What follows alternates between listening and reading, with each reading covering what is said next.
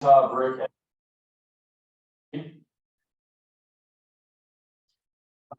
So we're going to go over, the BRIC and FMA process for 2023 in Utah.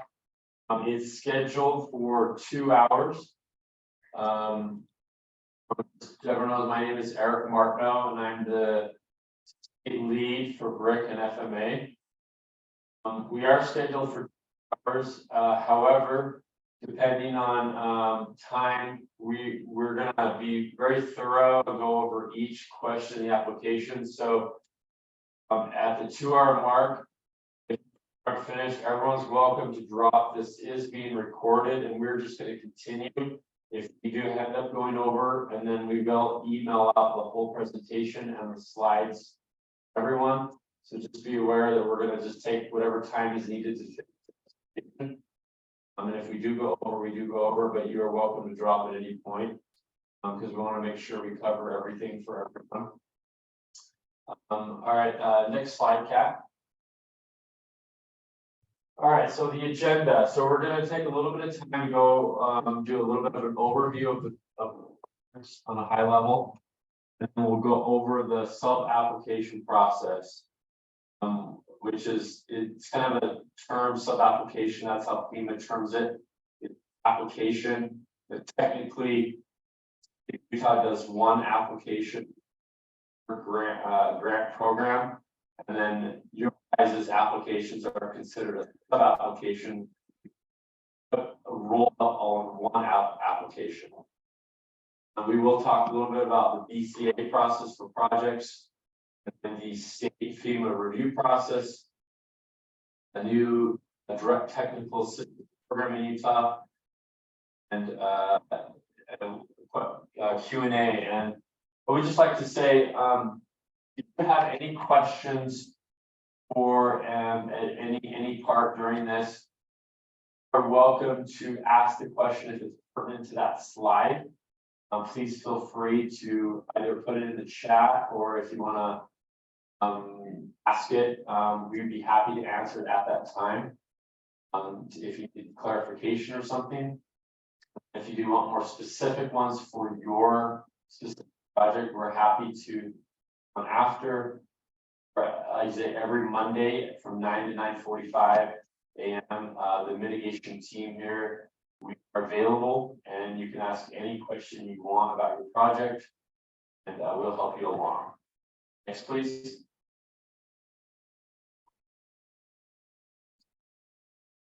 All right. Sorry about that. Let me know if you can't hear, and I will try to do better.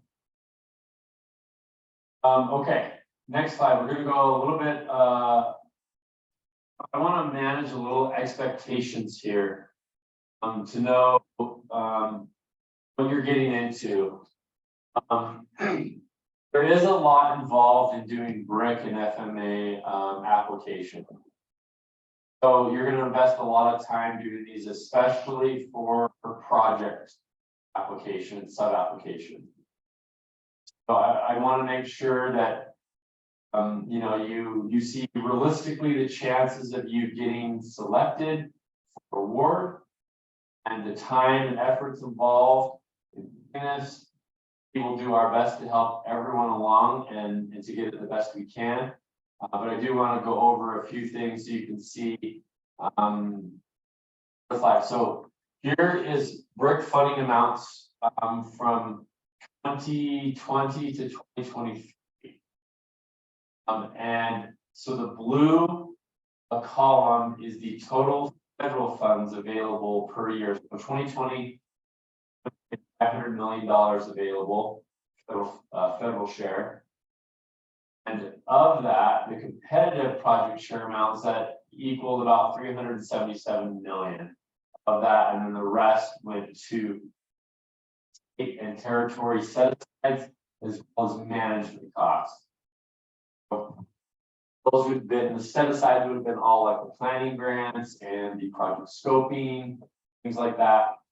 And the competitive, so out of 377 million. And then you can see in 2021, it went up and doubled $1 million, almost 800 million for projects. And then, can you guys not hear me? You said, Just breaking up occasionally a little bit, so I'm just giving a warning on it. okay. If it keeps doing that, I can switch to a different computer and we'll try that. Let me know. Or audio sound so far. All right, let me try.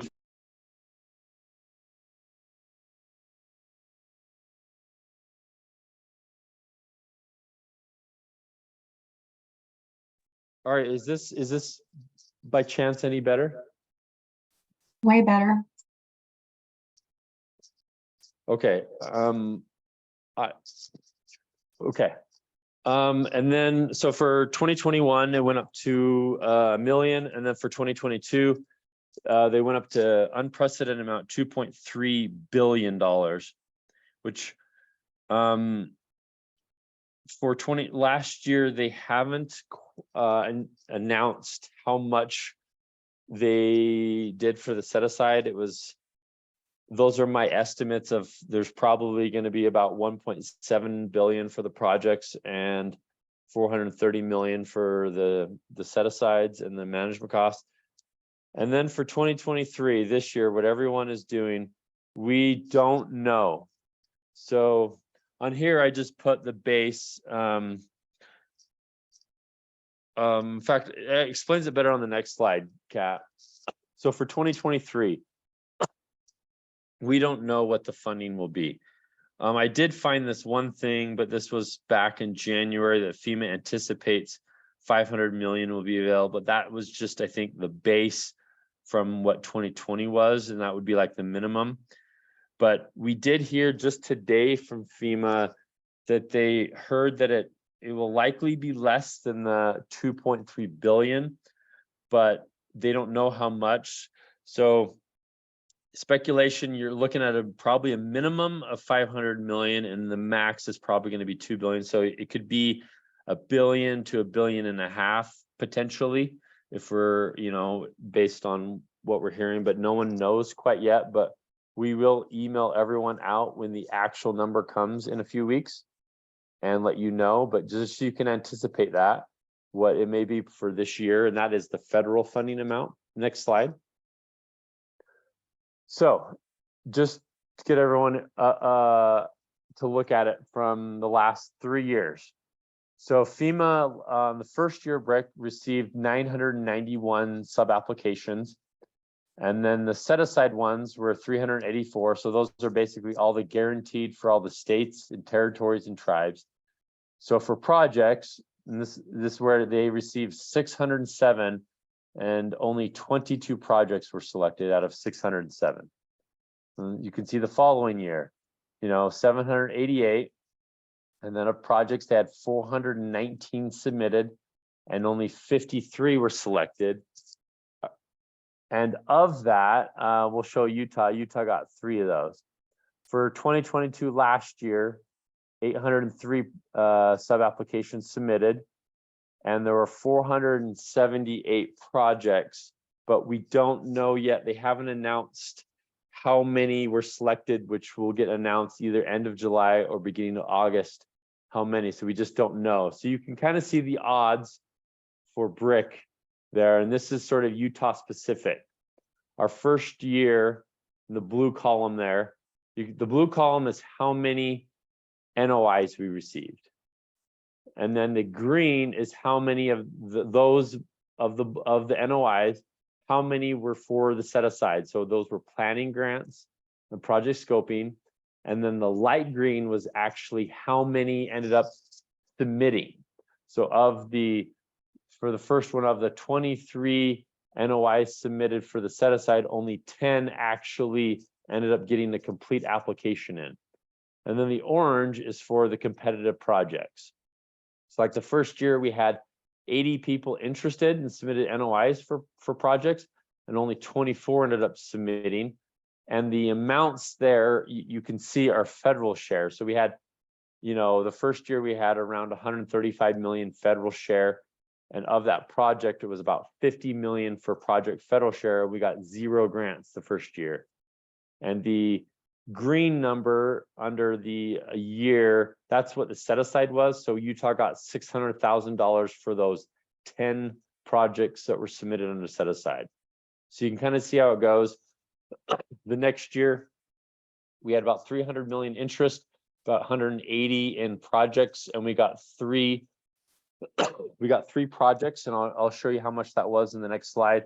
For the last year, we submitted about 210 million federal share for projects, and we don't know yet what we got. And for the set aside last year, it was 2 million. So that's what we are anticipating for this year, is to at least be 2 million per state. And so this year we had 62 NOIs. 21 of them were for the set aside, and that did equal more than the 2 million, not by much, but by somewhat. So there will likely be several that if all 21 end up submitting an application, there may be a couple that won't make it. And then we have 41 projects this year. So I don't know how many will end up completing it, but you can, just so you can realistically see the odds of how much you might get selected. Next slide.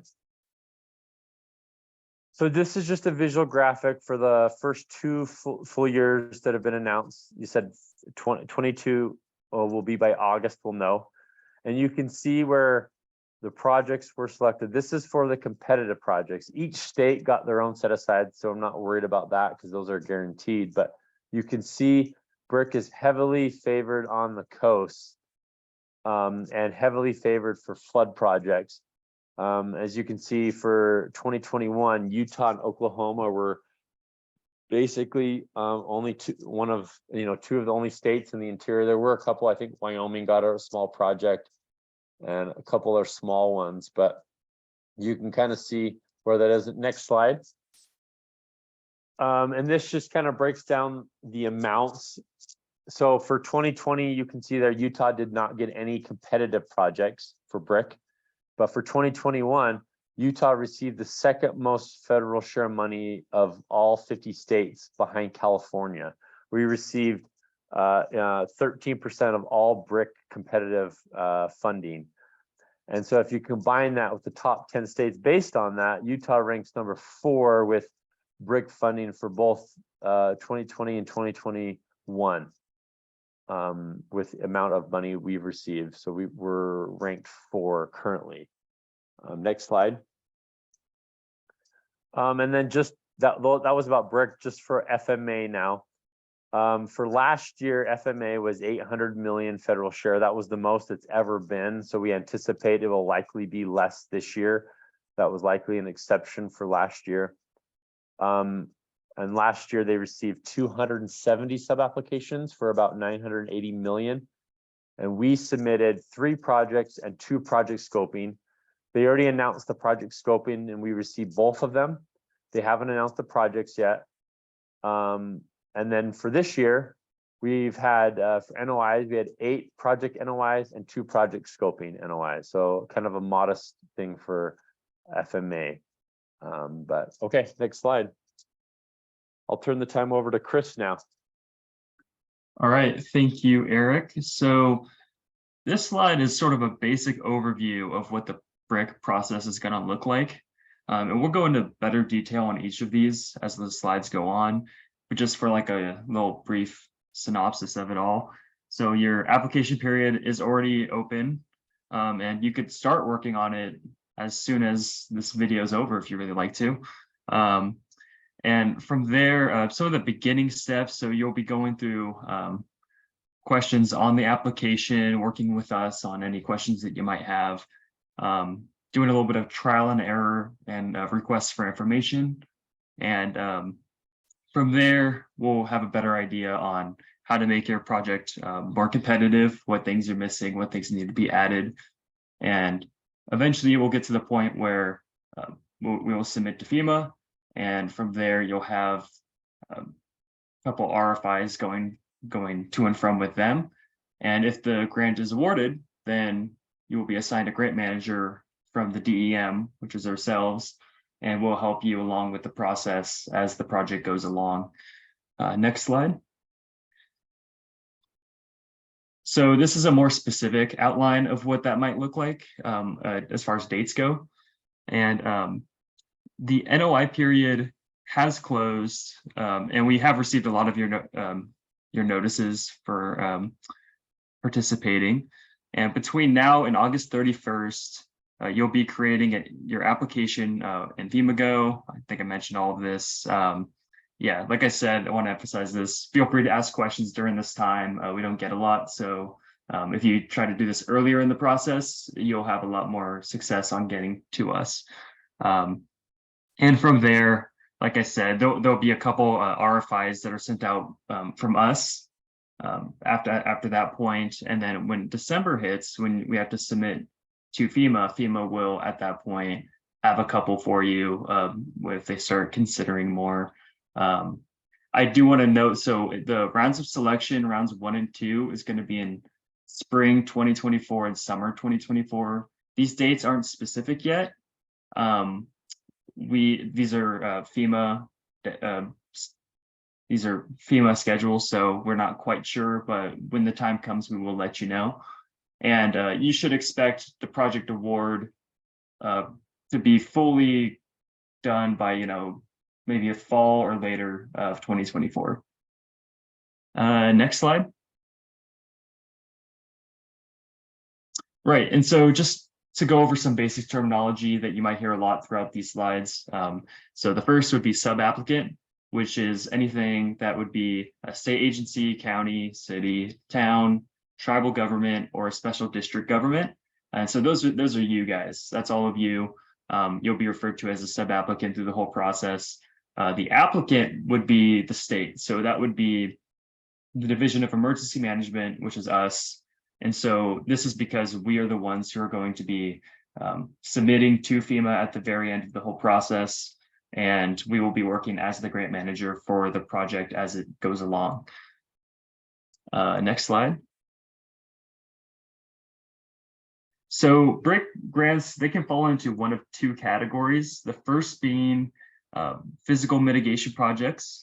Some examples of this might be like seismic retrofits, emergency generators, flood mitigation strategies, or maybe fuels reduction, things like that. And I think a good way to think of these is anything that involves physical construction or like physical manipulation of what you need to do to get mitigated. Those types of projects are going to be considered physical.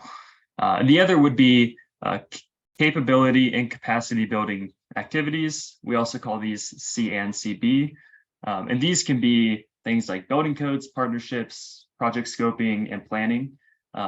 More often than not, they're going to be project scoping and planning for you guys, but I think there might be a couple of exceptions, but more often than not, that's what they end up being. Next slide. So to dive deeper into C and CB activities, so these are, so like I said, it's there's 4 activities allowed under it, and these are provided through Utah's state set aside. So like Eric was mentioning, we don't know those numbers quite yet. Last year there was 2 million, but we'll have a better idea either later this month or maybe into August of what those numbers might look like. And since the set aside is for the state, you're not competing nationally for this, and we decide at the state which activities get funded based on the set aside amount. Plans are our first priority, so funding for that, as they might be an essential piece for BRIC grants in the future, having a mitigation plan. So we also have more consideration for plans that are multi-jurisdictional or county, since it might cover a larger area and it's a more cohesive mitigation effort down the road. That's what we like to see here at the state. Next slide. And of course, so we have a couple ineligible activities.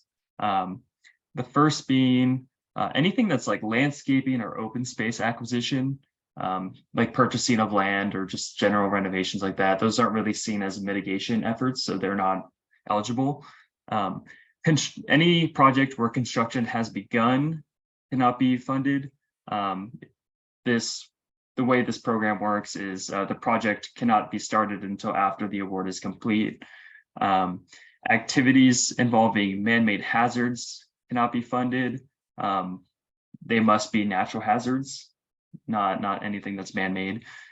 Any sort of deferred maintenance or repair. So if the problem being addressed by your project is due to like putting off of repairs, then it wouldn't be funded or recognized. There's also replacing of existing buildings or obsolete systems. And in that case, it can't be a full replacement. It has to be like maintaining of a current system. So just consider that. And new construction, this could be eligible if this building is essential to an entire system functioning. That's kind of a rare exception. You'll have to talk with us about that, but more often than not, it probably won't be. So keep that one in mind. And then anything related to preparedness or response, these fall into more like anything like sandbagging or fire trucks, and that's more in the preparedness and response. So you might have to go to another funding source for that. Any sort of removing brush in floodplains, that wouldn't apply. As I mentioned before, fuels reductions is for fires. That is something we do a lot of projects for. So it sounds very similar, but it's for a different purpose. And it's just because the way flooding is like funded, it's got its own unique set of rules. So that you might have to go for a different source with that. And then lastly, it can't be a standalone project. You can't rely or have contingencies based on other different projects or funding sources. Next slide. And lastly, some other considerations. These projects, they can't have any duplicate funding from another federal agency. They also, the BCA must show the project to be cost effective and that it is also feasible. We'll look over that during some of our processes during this whole timeline. Any project that breaks soil, so like I said, physical projects, they must adhere to EHP or environmental and historic preservation laws. And we go over those. They're actually outlined in the application as you go through it, so you can read through it then. And even in the award process, you'll be given a bunch of different documents to say like, hey, if this happens during your project, do this, or if these things happen, do this. And the last thing is there's a $50 million federal share cap. And so don't ask for more money than that from some of the larger projects out there. And yeah, that's it from me. I will go to next slide and I'll turn it over to Alex now. Hello, everyone. My name is Alex Greer, and I am a mitigation planner with the Division of Emergency Management. And today I'll be going over more information on FMA and then the process in FEMA Go. So to begin, there are 3 types of mitigation in FMA. The first will be physical mitigation projects. These can be things such as construction activities that mitigate and benefit the NFIP properties. And the NFIP is the National Flood Insurance Program. And that can be on a community or an individual level. Some would be the goal of reducing NFIP insurance claims, taking NFIP properties out of the floodplain, increasing the level of flood protection to NFIP properties, etc. The second would be project scoping. This includes such things as engineering studies, H&H studies, evaluations, and others to help one in advance of choosing or developing an FMA mitigation project. Next would be capability and capacity building activities, otherwise CNCB, as Chris mentioned. And these are partnership development, enhancing local floodplain management, severe repetitive loss, or repetitive loss strategy, plan development. Next slide. So for 2022 FMA funding per project, there was a $50 million funding federal share cap per sub-application. Project scoping was a $900,000 federal share cap per sub-application. And then for CNCB activities, there was a $300,000 federal share cap per sub-application. For 2023, these numbers will be out sometime in the next few months between July and August, we will send you out an email when that information does become available. Next slide. For FMA, which is the Flood Mitigation Assistance, FMA and BRIC will use the same sub-application in FEMA Go. You can apply for the same flood project under FMA and BRIC, but you must do 2 sub-applications. The difference for FMA is not based on a point system. It is a 75-25 cost share, and it must benefit the NFIP properties. So those would be your differences between the 2. And then Eric, do you want to answer that question really quick?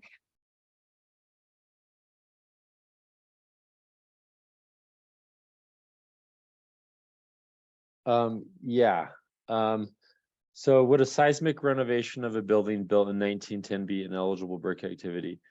Yes, you can renovate old buildings. However, there's several historic preservation hoops you'd have to go through. And, you'll have to go through the State Hazard Preservation Office, SHPO, to see if you would be able to do it. And you probably have to maintain the appearance of the structure, but we have mitigated older buildings before, but that is a potential. We need no information, but yeah, that's potential to be. Great, thank you so much. Next, we will go over the sub-application process and requirements and how to navigate FEMA Go. Next slide. So first, you're going to log in and start your sub-application. This will be on the FEMA Go website, and you will go to the apply for a new grant, and then you'll do the start sub-application. Next slide. So when starting your sub-application, you are going to fill out these required fields. The first will be the organization you're applying for. That'll be your entity. And then the organization you're applying to. This will be the Department of Public Safety, not the Division of Emergency Management. We are under the Department of Public Safety, so that is why you'll be selecting that. Next, you'll give your sub-application a title, and then you will do the sub-application type, which could be that plan, project scoping, technical assistance. You'll select it from there. Next slide. So when naming your sub-application, it must begin with 2023 BRIC or 2023 FMA. Please include your entity name and a project-specific activity and location. For project scopings, please make sure you include project scoping in the title. You are welcome to use catchy titles. It may make your project more appealing to reviewers, but please don't make them overly crazy titles. You also want to avoid overly long, vague, or non-descriptive titles. And if you've named it and you want to go back and change your title, that is totally fine. You will go back into FEMA Go under the scope of work, and then it'll be the first box, which is the sub-application title, and you can change it there. Okay, next slide. So these will be the sub-application sections based on your type. So there's project scoping, plan, and then project. All of this information will be in the FEMA Go user manual. This was sent out by Eric in the FMA NOI and the BRIC NOI. So please use this as it goes over each section in that sub-application. Any questions, just use the Control F and try to look up your questions first. Okay, and then that is all of my slides. If there isn't any more questions, I will turn it over to Miranda. Okay, I'm going to try and use my computer for my audio, so hopefully everybody can hear me okay. My name is Miranda Miller. I also am here at Utah DEM. I'm the post-disaster mitigation coordinator, so I mostly cover the HMGP program. So we'll start on, so this slide is just kind of going over the buzzwords, and this is specifically just for the BRIC applications.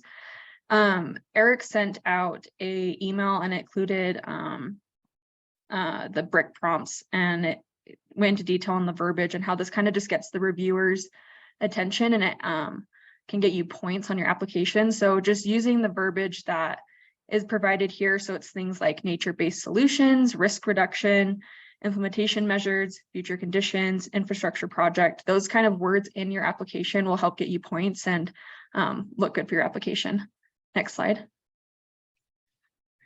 So on this slide, this applies in the top left corner. This kind of shows that this applies both for plans, project scoping, and projects. So here is where you will select the type of submission. You'll always select application. So don't worry about the pre-application or change or corrected application. And then you'll also always select no program is not covered by EOI. So those will always be your selections that you'll make. And then on the left-hand side, that just kind of shows when you're going through your application, that's kind of the menu you'll go through, and they'll kind of guide you through your application in FEMA Go. Next slide. So here you'll click both add SAR and add point of contact. When you put your SAR in, often the phone number and the address will be blank, and that's okay, it's normal, so don't worry about that. And then point of contact, that's also where you'll add the information for your grant. Next slide.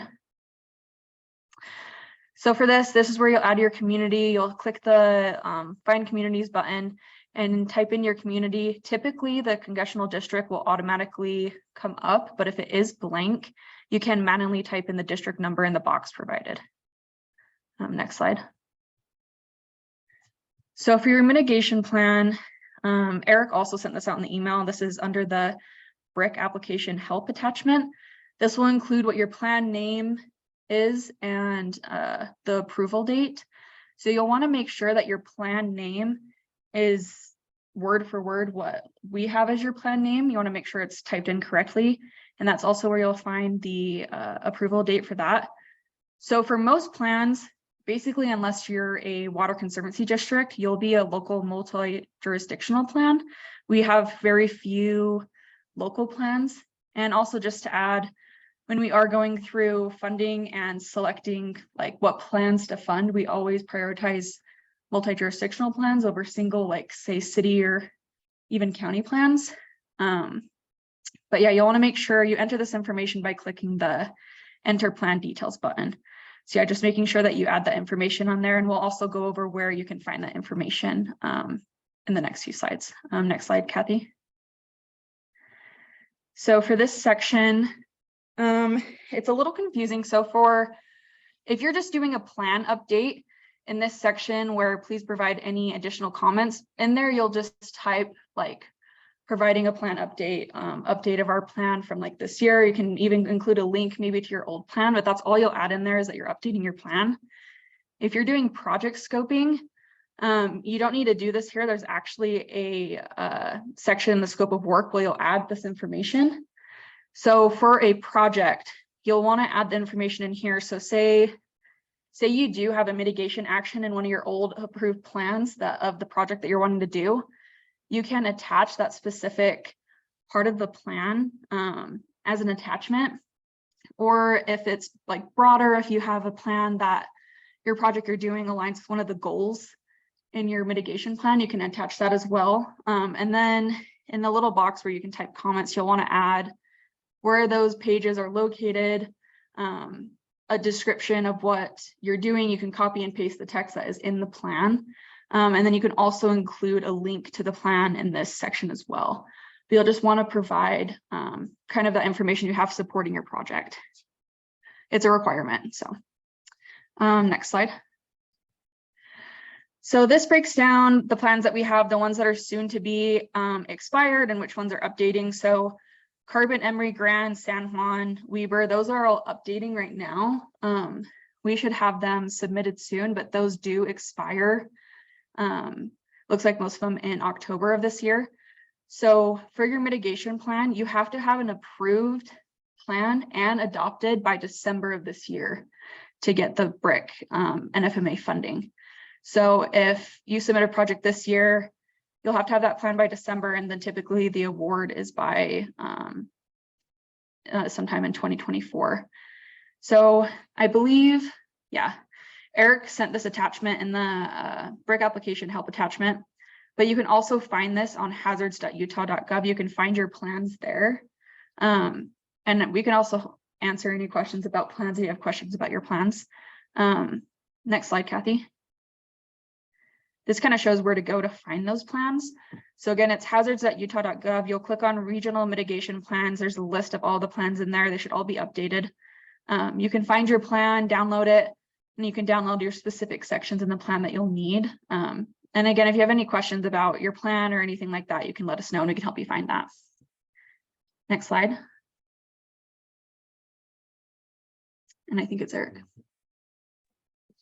Okay. I'm going to go over the scope of work section now of each sub-application type. So top left corner there, you can see we have the plan type, project scoping, project. You see the red exclamation marks because each scope of work section for each of the three types is different now. So before they were mostly the same. So we're here. We did the 4 already. Now we're in the scope of work section. I guess there's a question here. If our plan has not been approved yet, but we think we will have it done by the time it has to for the rest of it, what do we enter? So if it's not done yet, you're not allowed to, FEMA Go won't let you put future dates in. So what you'll do is you'll just leave it blank at the time, and then during later on in the year, during the state review or anything, we'll be able to enter it in later, as long as we can enter it in before December. And so you'll just let us know, and you can just leave the date empty until then, with just letting us know, and you should be fine. We've done that last year, where people all the way up through December and stuff, we can enter it in. And technically we can enter it in, until we submit it in January. So, but okay. So as you know, each scope of work section is a little bit different for the 3 types. So everyone will pick their type, whether they're doing a plan, project scoping, or project. And so now we're in the scope of work, and when you click on it, you'll see outside of that first box, which we already discussed, would be how to change your title. The next thing will be called activities. You'll pick your primary activity type. So you're gonna pick the one that most fits. So for projects, you can see here the entire list, and sometimes they don't always quite fit. But if you do, I believe if you look at that FEMA Go user manual that I sent out in the email to everyone, that huge long email with all the attachments, I wanted one email with everything in there, so you could just go back to one. It should have definitions on this. So sometimes you might not know, well, what does FEMA mean by mitigation reconstruction? It's probably not what you're thinking, or even sometimes a retrofit. You got to look at what FEMA Go means, what FEMA means by that. So just pick the one that most aligns with your project. You can do a secondary activity type if you want, or even a tertiary. For plans, you're going to have 4 options, and for everyone so far that's submitted this year, you're going to pick plan update. No one is doing a new plan or planning related activities, so pick plan update. For project scoping, there are just those 6 options, and pick the one that is most applicable for you. Next slide. Okay, then everyone, all 3 types will have what's called pick a community lifeline. And this used to be for points in the BRIC program, but they got rid of that last year. And so it's no longer points, but FEMA would still like you to pick what community lifeline your project most fits with. And the community lifeline, according to FEMA, are the most fundamental services in the community that, when stabilized, enable all other aspects of society to function. So things like energy sector or communications, transportation. If you have one that applies, and I would try to at least pick a primary one, try to pick one that best fits. And then when the next question will be your hazard sources. So for your project or project scoping, you're going to pick the hazard type that you will be mitigated by it. So, pretty easy there. If you're doing a debris basin or something, you'd pick flood. Or if a project scoping, you're doing an H&H study, you're going to do flood. For plans, what FEMA would like you to pick is you're able to pick, I think, like 2 or 3. There would be like a primary, secondary, tertiary. Pick the hazards that will be analyzed the most significant risk. It's not that big of a deal for plan because they realize you do all the hazards at your risk at. Just pick the primary ones for plans. Next slide. Okay, as you can see here, this only applies to plan. So this will be the plan scope of work section here, not project scoping or project. There are 4 questions in the scope of work section. So plans have the least amount of work to least number of questions. So the first one will be the evaluation process description. So FEMA would like you to explain the process that you will follow to review and evaluate your existing hazard mitigation plan. And let me just say this in general for all of these scope of work questions. Please don't just put a single line on some of these, whether you're doing plan, project scoping, or project. Please try to make it somewhat robust and have enough information in there to not look bare bones and skeleton like. That will help you increase your chances, but not to include fluff and stuff, but have enough substance behind it. For that first question there, you're going to talk about things like, hey, we're going to get our planning team together. We're going to have a contractor. We're going to have a meeting and we're going to review the plan and try to find gaps. We're going to look at old, outdated data and sources, and we're going to have a plan on how we're going to evaluate that and things like that. For the next question, the implementation. This is where you're going to list the major steps of a plan update, how to complete it. So you're going to talk about your organizing your planning team. You're going to do a risk assessment, a capabilities assessment, strategies, review and adoption, and you're going to go into a little bit of detail what that will be, what that will involve, and talk about those. And if anyone would like any examples of that for a plan, I can send some along. And you will need to make sure, I believe it's a requirement for plans, that you will need to say that the end result will result in a FEMA adopted mitigation plan. It has to be somewhere in your application. And here's a good spot for that. And then for the next one, the primary sources, just list the sources of information that will be used during the mitigation planning process. So we're going to look at previous mitigation plans. We're, what data sources we're going to use. We're going to look at these certain hazards and their sources from, UGS and the National Weather Service, and we're going to use, all sorts of things. List those primary sources. And then the final question, describe whether you're going to get a contractor, use it in-house or both, and how you will use those. The contractor will help us do these steps, things like that. Next slide. Okay, now we're going to go to project scoping. So for those doing project scoping, first question will be how will the mitigation activity be implemented? So just to note, sometimes you'll see this question here in FEMA Go. This is a screenshot of how it looks in FEMA Go.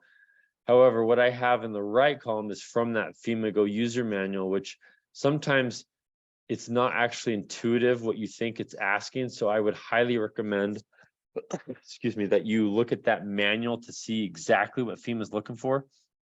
So for that first question, explain the project scoping process that you will follow. So basically what steps you're going to take from beginning to end.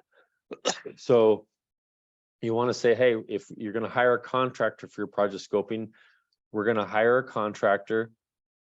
We are then going to do a data analysis, whether that's an H&H study or some sort of risk assessment or something like that.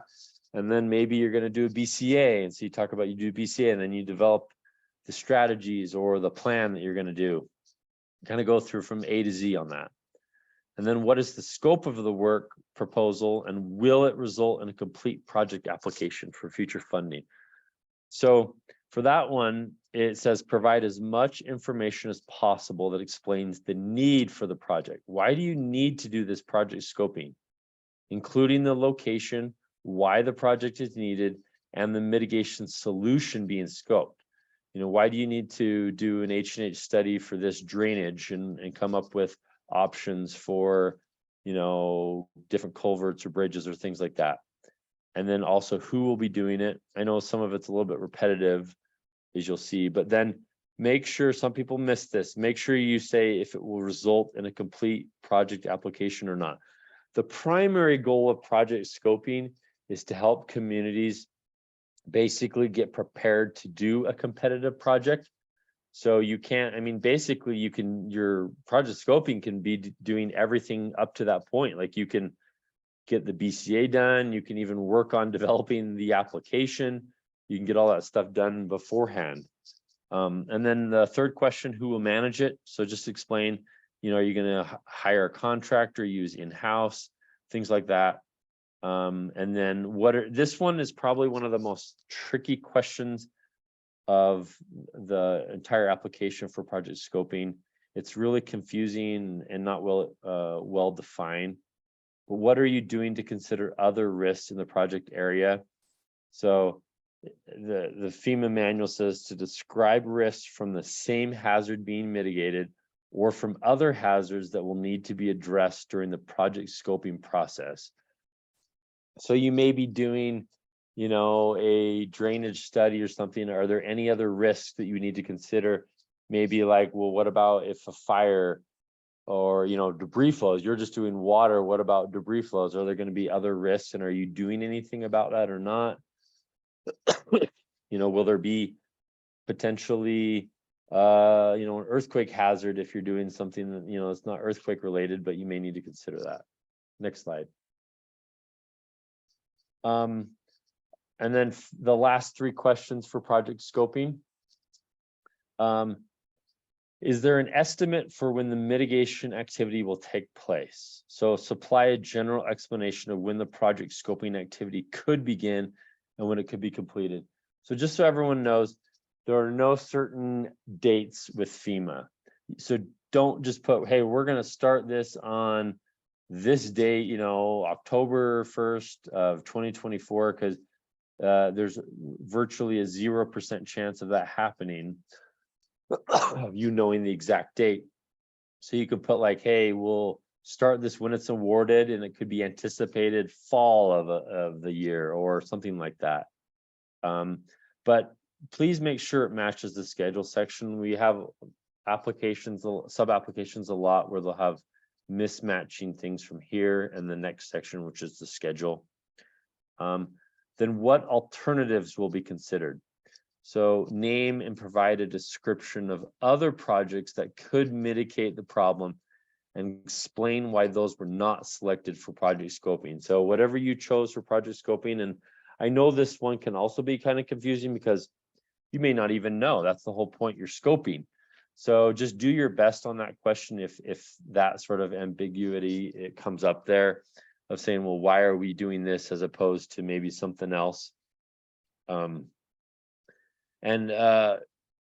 we'll go over your question in the schedule about what to do there. When we get to the schedule next, I'll answer that. And then here for project scoping, the last question, do activities being considered align with the mitigation plan? So as Miranda went above in the mitigation plan section, an additional comment section, if you're doing a project, that's where you're going to list how your project aligns with your local hazard mitigation plan. You're going to list, you know, the page number, the section where either a mitigation goal aligns with it or a specific action.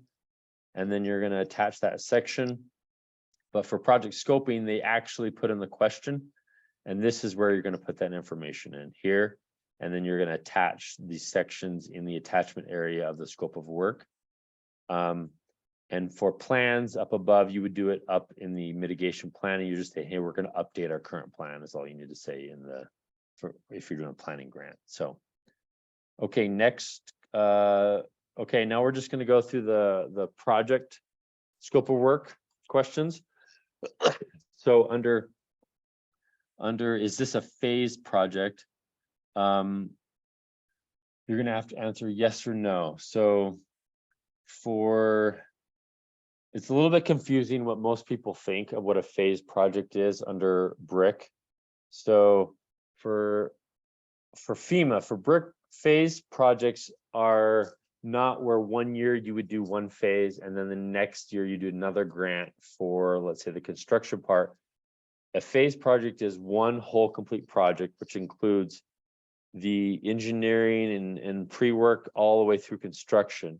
However, what phase is used for is if you have a really highly complex project, or you're not very well developed, you don't have a lot of engineering done, you don't have final, plans, things like that, then you can break up your project, for example, into two phases.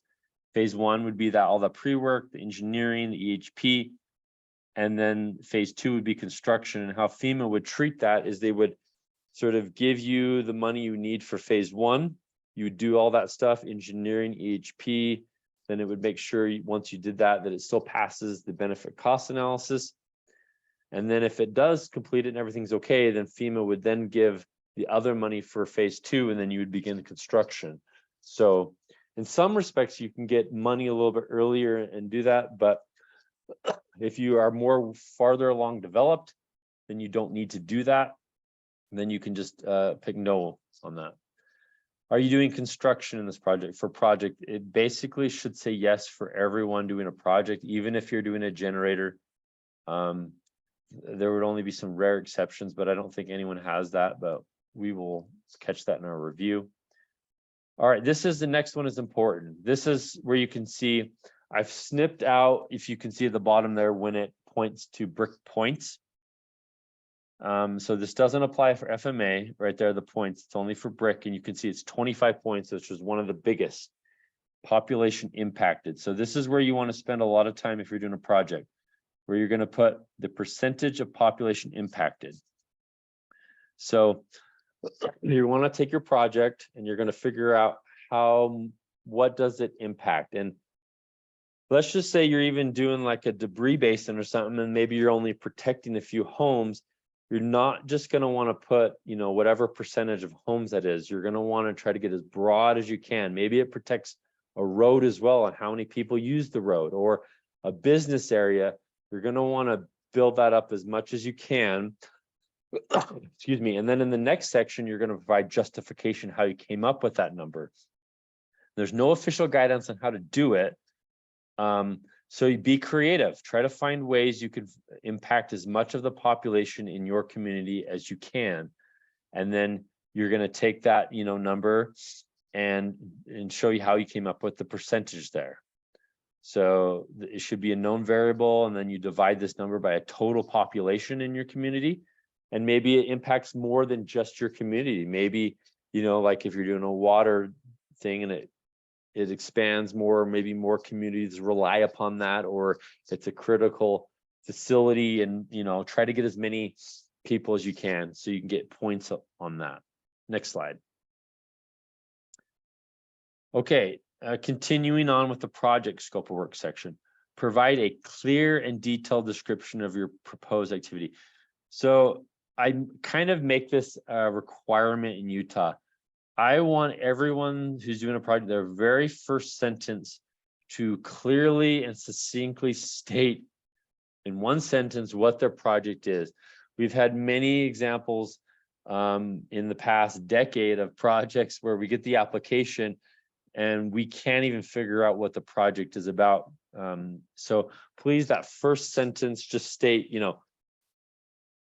whatever city is building a debris basin at this location, or we are going to retrofit the city hall building, just something clearly. So you're going to get reviewers around the country, and just clearly upfrontly know what your project is in one easy sentence.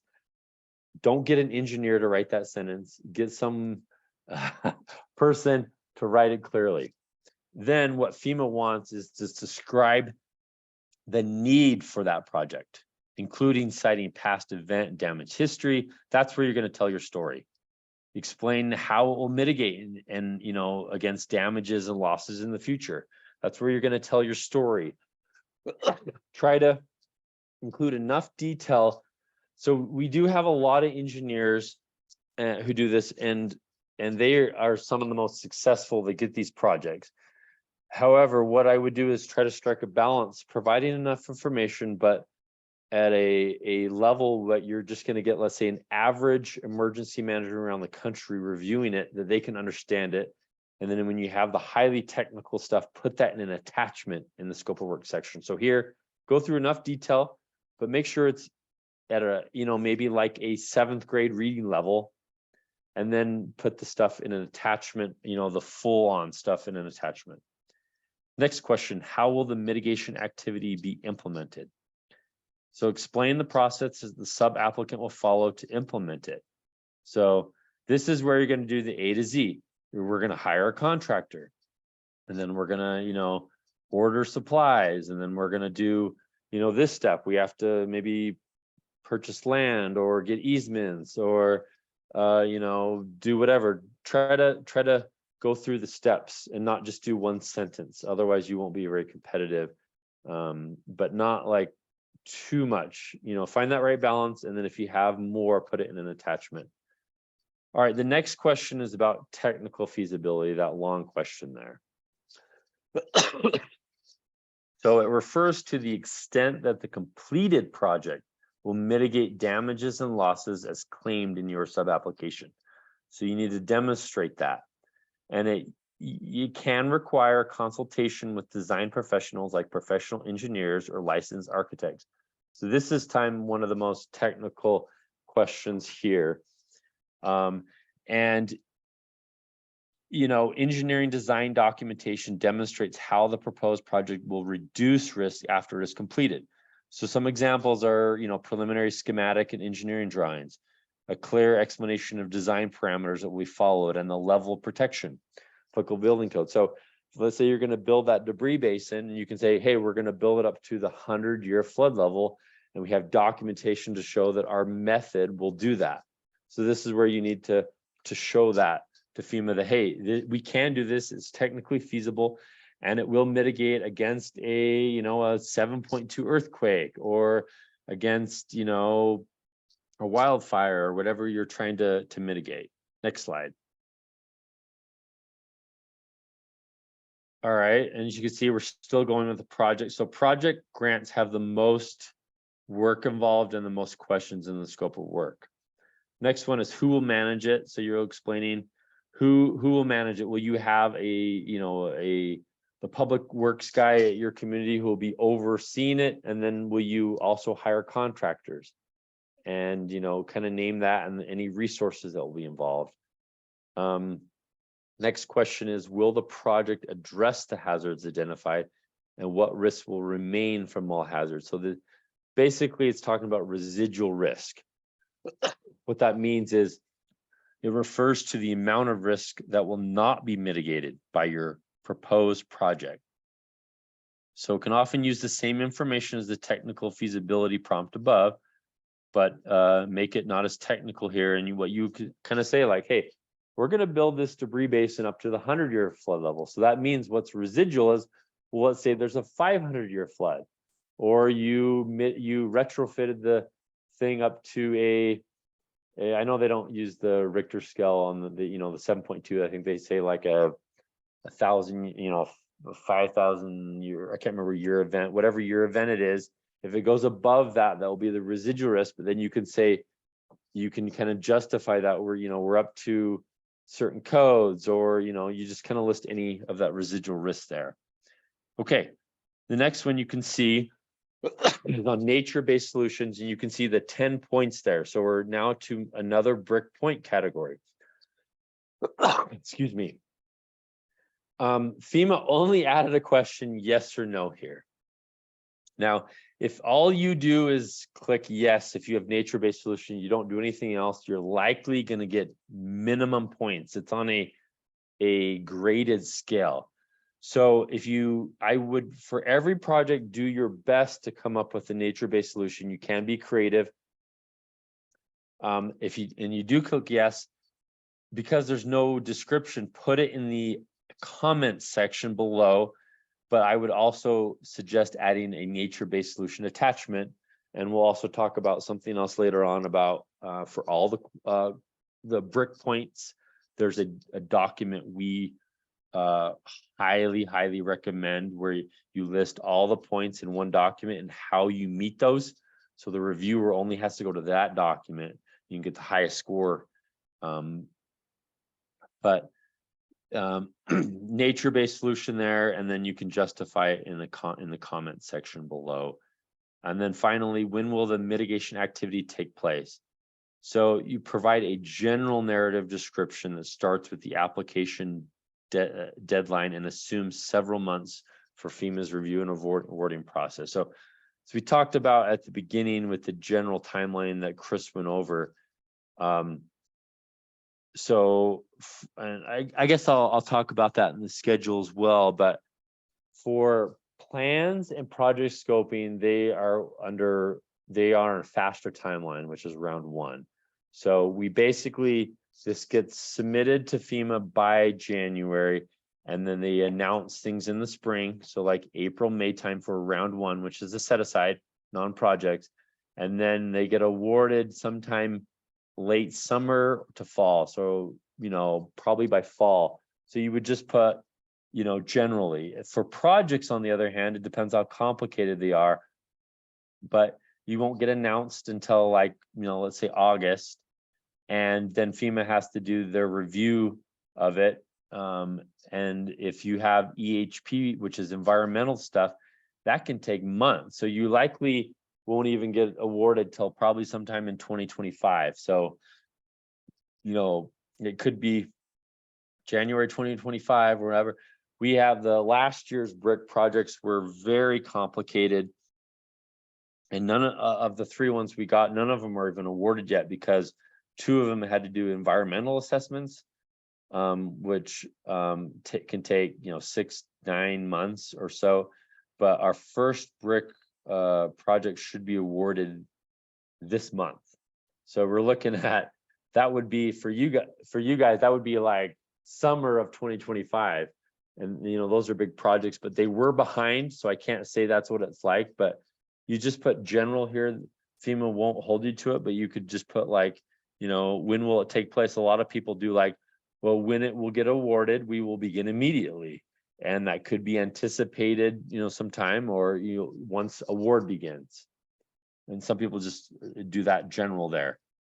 We'll talk about the specific one that's required in schedule later, but okay, next slide. So I guess, Sarah, going back to your question there, for if you're doing a plan or project scoping, I would just put fall. And if you have to put a date, you could just put September 1st. FEMA doesn't hold it to you. So you could put September 1st of 2024 for plan and project scoping. And then for projects, I would just put January 1st of 2025, and you should be fine for projects. That's what I would put in the SF424. Okay. We're still in the scope of work section. I know this is long, but I want to make sure we cover everything. Explain why this project is the best alternative. So here we require at least 3 alternatives to your project, and one of them has to be do nothing. So we want you to pick 3 alternatives, including do nothing, and explain the reasoning behind that. Well, if we did this, or if instead of a debris basin, we did something else, and this is the result, but why didn't we do that is because of A, B, and C. If we did nothing, it would, increase the risk and things could be damaged, and this is why we went with ours. So you want to show FEMA why your project selection was the best option out there and why you selected it. Okay, this final question about long-term maintenance. This one is very troublesome for people because very often we don't get enough of the information here. So please read everything and fill it out. So provide the entity that will perform any long-term maintenance and provide a maintenance schedule and cost information. So if there is no long-term maintenance, then just state that. But if there is, like for a city or county, you would say, hey, our public works department does the maintenance, or whoever, then the schedule, we will maintain it annually. And then just supply a cost estimate. It may cost us this much, and our general budget would cover it. So just make sure you cover the schedule, the information, and who. Oftentimes people just say, you know, they give one thing and we have to come back in the state review and say, you need to provide more of the information. And just as a quick note, if maintenance costs are applicable to the project, they must be included in the benefit cost analysis, the BCA, which is required for projects. However, the maintenance costs cannot be included in the project's detailed budget. So we go over the budget section, maintenance costs are not part of the budget. So FEMA cannot reimburse your maintenance costs. That is up to your entity to cover maintenance costs. But FEMA would like to know, because if the maintenance costs are just extraordinarily high, then it may not be a worthwhile project to fund. All right. And then just as I had below the additional comments there, that's where you can supply your nature-based solution information. Okay. All right, now we are moving on to schedule really quick. When you go to your schedule section there, this will apply for all three types. You can have up to 36 months to complete your plan, project scoping, or project. In Utah, we require every application to do a minimum of 2 years. Now, you may be saying, hey, our project scoping, we can get done in 6 months. Great, we'd encourage you to do that. However, based on past experience, delays and everything, almost every project takes longer, but we just require you to do 2 years minimum. And if you're going to take less, overestimate each thing, and there's no harm in finishing 6 months. You get it, you get done, completed, we close out the grant, no harm done. It's easier to finish early than have to ask extensions and do all that stuff. So we require 2 year minimum. So you're going to click on that add a task button in the schedule. It'll pop up this window here, which includes a task name, a description, and the start month and task duration. So this is where we get some of the most, the biggest confusion for all of our sub applications. So I just encourage you to pay attention here.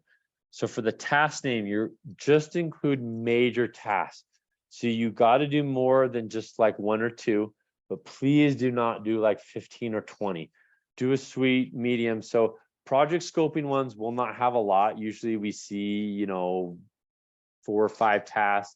Same with plans we'll talk about. So for project scoping, you're going to include things like, procurement, if you're going to hire a contractor, the engineering analysis, you're going to develop the strategies. Are you going to do a BCA and then like closeout?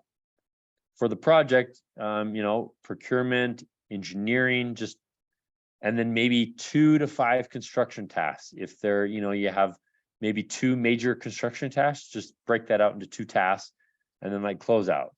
So we don't want too many, but enough of the major tasks. And for plans, you're just going to follow the planning process. If you're going to hire a contractor, that's one. Then like the risk assessment, the strategy, plan review, adoption, and closeout. And then you're just going to do a brief, like 1-sentence description of what that would entail. Like procurement, we're going to hire a contractor, or whatever the task is. If you're doing riprap, just explain, if that's one of the major tasks, what you're going to do, or something like that. This is where the most confusion is in the start month and the task duration. So when you estimate in the start month month 1 is when it gets awarded, not calendar month. So when you do start month for each task, for the very first task, you're going to put 1. So that would be the first month that's awarded. And then how many months do you anticipate that? So for procurement, that might be 1 or 2 months, but let's say you have a project like engineering, maybe it takes 3 months. So you would put 3 months. But for the next task, so if the first task you put start month 1 and the duration, let's say you put 3 months, and the next task would start after that, like you hire a contractor or something, and then they're going to do the engineering, then make sure the start month is the month that would begin after the first task, if it needs to be completed before. So then you would start on, let's say, month 4. You put start month 4, and then however long that would take. But to be clear, you can have overlapping tasks. So like a construction task, let's say, can begin on month 9, and it can take 12 months to complete. But another construction task can start on month 12 and then take, 6 months to complete. So you just make sure that this all matches up. The total duration estimate, make sure it matches that. And then those proposed project start and end dates, FEMA does not hold you to them. But as you say, you can just estimate. So for plans and projects, I would put potentially like September 1st, 2024. And for projects, unless you know you're going to have big EA problems and it's going to go long, just as an estimate, you could just put like January 1st of 2025 or whatever you feel most comfortable with. Hopefully that made sense. Okay, next slide. Okay, now we're to the location section. And this only applies for projects. So plans and project scoping will not have this on their sub-application. Here you're going to provide a detailed description. So I guess I didn't cover it in the scope of work section. There was a thing called the geographic areas description, and that would include, you sort of do more broad geographic description of where your project is located, or your project scoping, or etc., where that would be located. And here you don't want to supply the same information. You want to be more detailed and the precise location information about, it's in this canyon, and and maybe some weather information you need there. And then you're going to provide the lat and long here, and provide it in that format with the 2 numbers before the decimal with 6 numbers after. And then in the attachments, this is what FEMA would like, a map showing where the project is located. So you can go, if you have a GIS department, or go into Google Maps, and then a flood insurance rate map, which we'll talk about a little bit after this. But every project will need to have where their project is located in relation to the floodplain. So the FEMA floodplain, which is the 100-year level flood, if you've heard of that. And we'll show some examples, but you need to show if it's in that floodplain or not. And for those doing project scoping, if you are doing a flood project scoping, we would ask that you provide a flood insurance rate map, a flood map as well. And then, okay, next slide. Okay, again, only for projects here. They're going to ask a project benefiting area and a project impact area. And this also is probably one of the most confusing areas and misunderstood questions. These two, we often get these wrong on sub-applications. So from the user so think of this, the benefiting area is going to be more of that localized immediate area that's benefiting, whereas the impact area, it's oftentimes not intuitive what you think. The impact area is the broader area. So the benefiting area refers to the properties, or the immediate area that might reasonably benefit from the proposed project. So like, you're doing a debris basin, those immediate homes and businesses around. And then FEMA would like to see a map of that. The impact is the broader, like community. Hey, we have this debris basin, but it protects this road and this community, and maybe communities might use it, or it's the broader area, or if you're doing a retrofit, the benefiting area is that building you're retrofitting, but maybe it's a city hall or something the community uses it. The impact area would be the people, the broader area that is impacted by it. So, all right, next slide. Our almost a month project here, finally, what's called here the project site inventory. So, does this project sub-application propose to mitigate a property or structure? So you can see some examples there. If you are doing an actual, you know, property or structure, then click yes, and then more questions will pop up. Do you know the location? Hopefully you do. And then you can enter it manually or you can import it. And when you click the select here, select a method, you can do manual or import. So if you click manual, then you'll have this window pop up, and if it's a building, click the add a building button. If it's an infrastructure, utility, or vacant land, click on those, and then next slide, and then it will pop up. I'm giving an example of one. Just add building.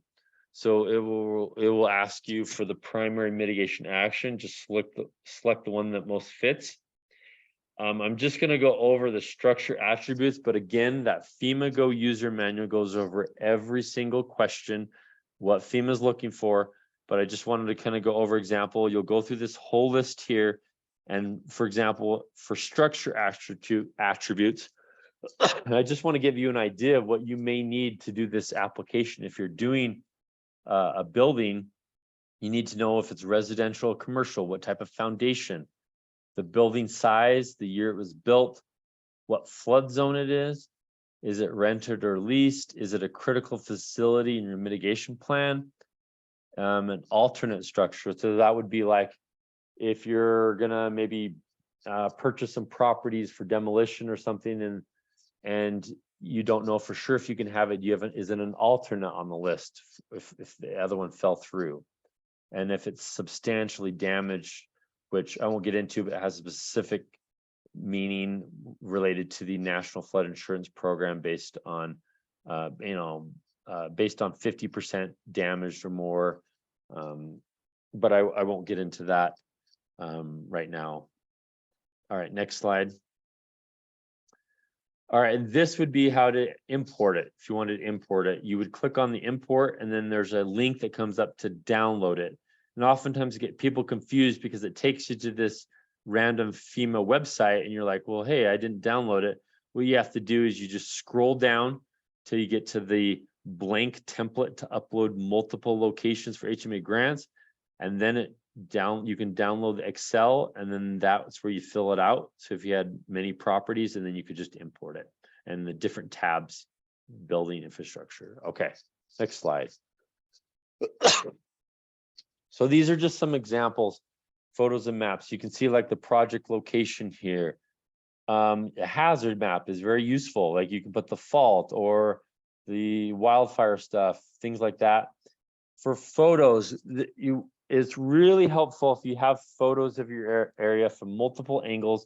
I would highly recommend that you label them, make it easy. You could put it in like one doc or something, so you don't have to upload individual, download individual photos when the reviewers are doing it.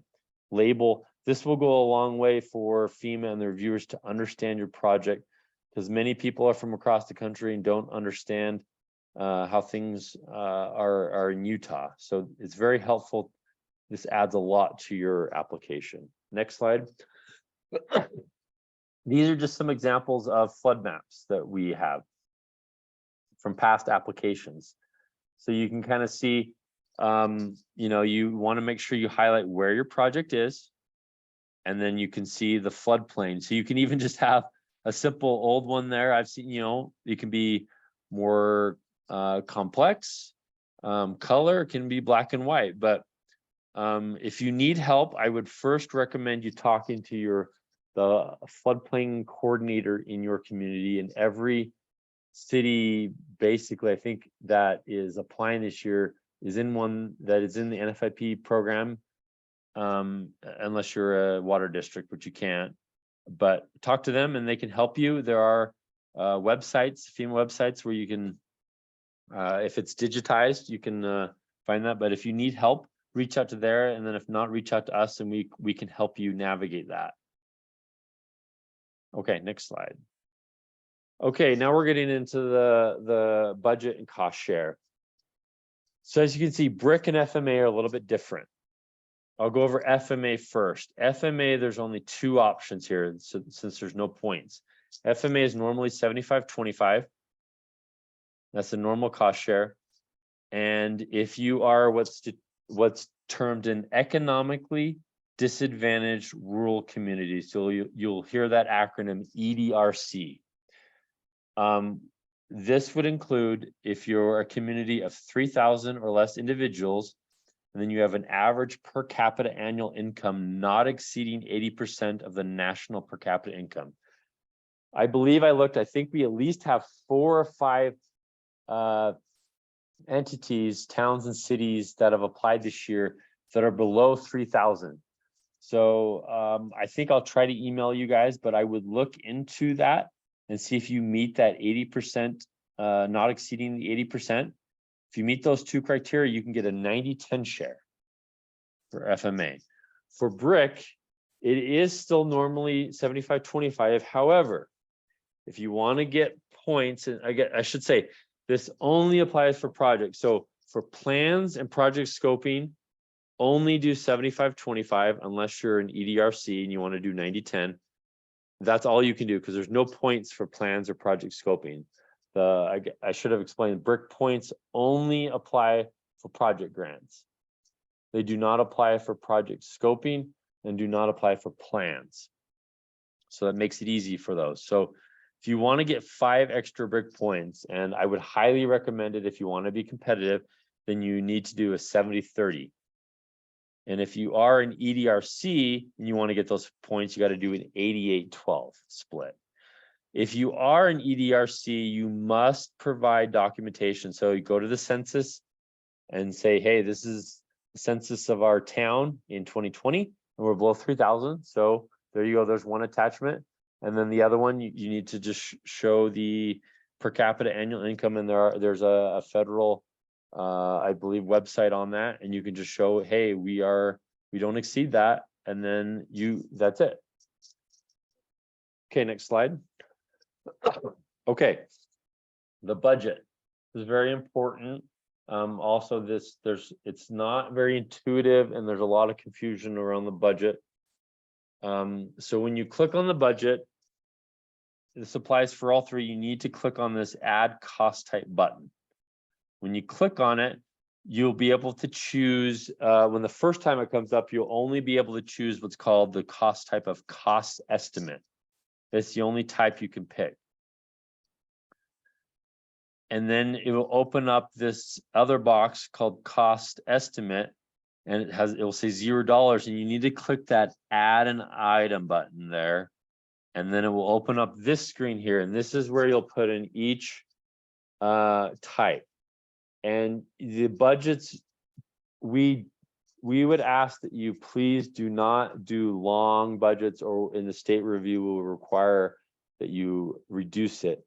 So you need, the minimum is 2, but that would only apply on some rare occasions, maybe a couple project scoping ones. But you're going to want between 3 and 5, maybe some complicated projects might have a couple more. But what you'll do is you'll click on the item, and if whatever it is, and then you put in the description there. That's what you want to title. So if it's engineering, or if it's whatever the major construction task is, install riprap, or whatever that may be for that. For the quantity, just put 1, and for the unit measure, just put each on everything. And there could be some exceptions which make more sense to you, but that's what we basically see 99% of the time for all budgets. And then just put the price, what your cost estimate is. And then there'll be a cost category, choose whatever best fits. And I do want to explain. So there are different types. So, which I'll go on a later slide, but if the cost item you're doing is a pre-award, you must click the pre-award button here. So you can get things like your BCA your benefit cost analysis reimbursed. If you want to do engineering ahead of time, or you want to work on some other sort of pre-award thing, you can't get it reimbursed unless you click that and it's identified as a line item in your budget. So next slide, I think I explained here. So these are just some examples of the different types. So like you can see a project one, one just called engineering, construction, and I would say you might need to break that up into, a few major tasks. They have one called pre-award task, project management, and management costs. So just to delineate here,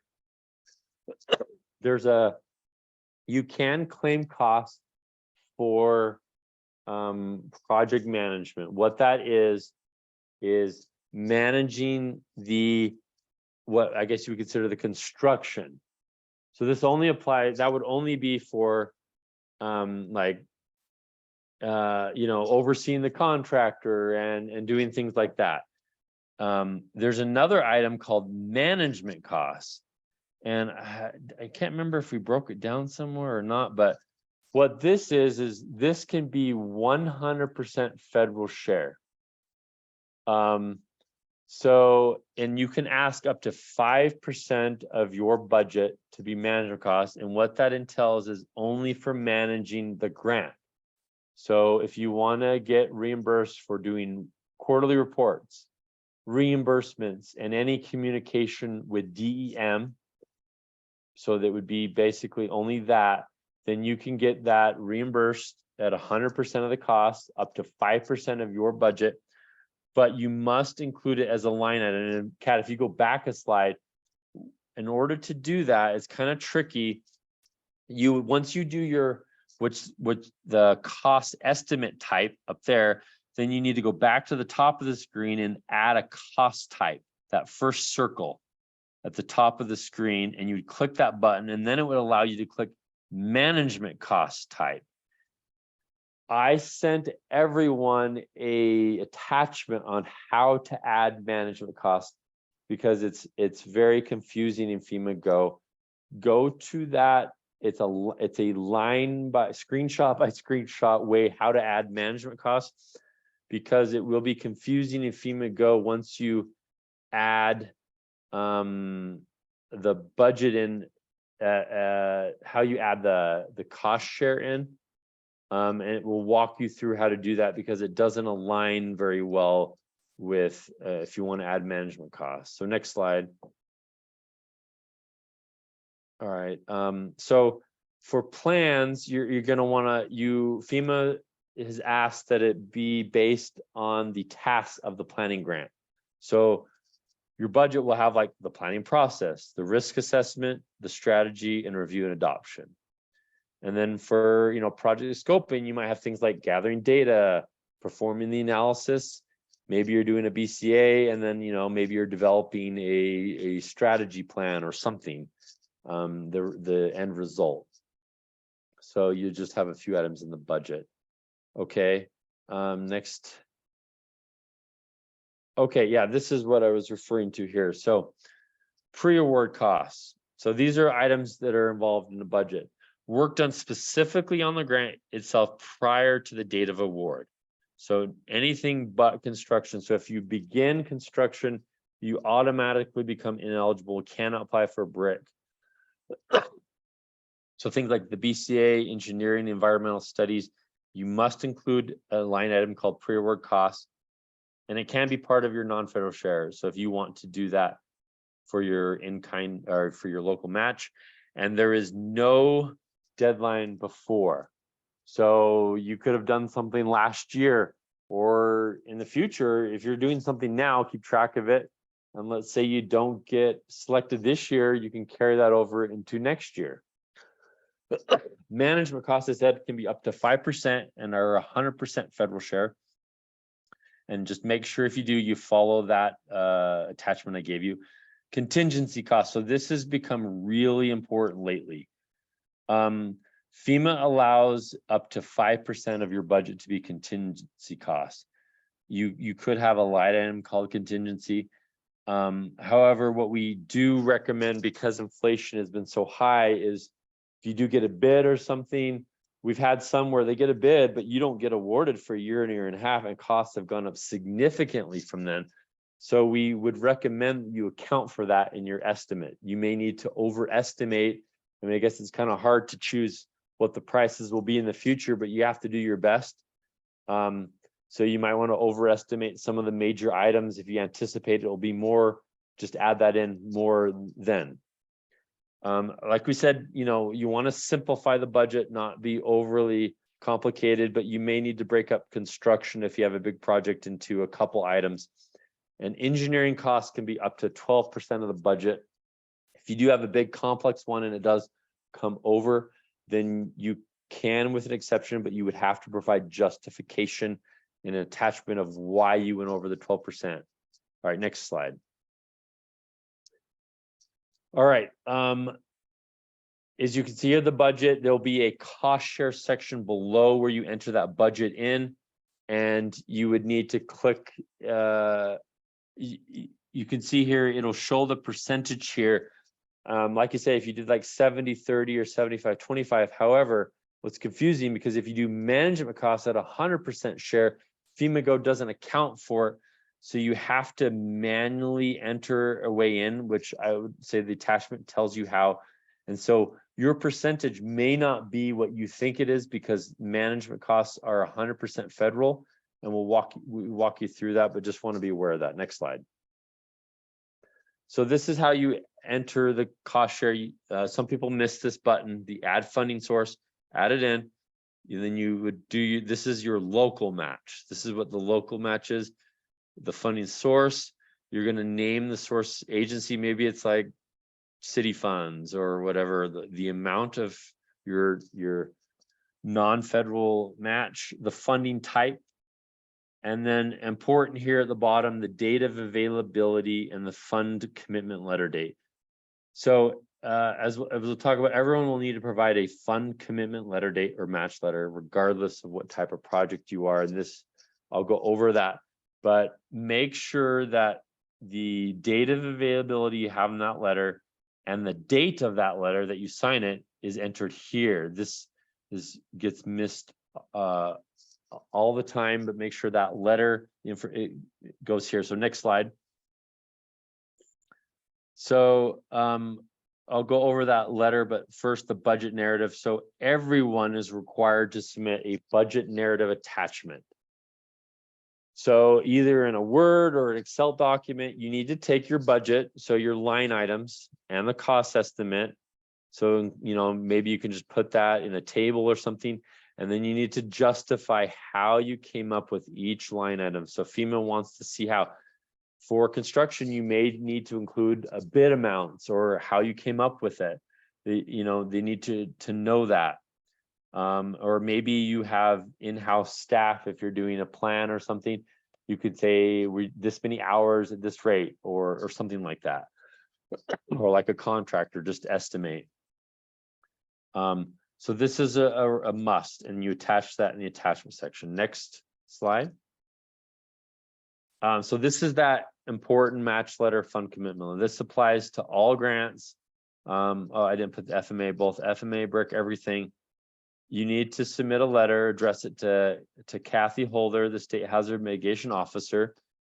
And it just includes a statement that your organization agrees to pay the 25%, or let's say you're doing 30% local share, whatever your local share is, or 10% if you're an EDRC. And that it will not be from federal funding sources. In the past, we used to say, hey, put the amount down.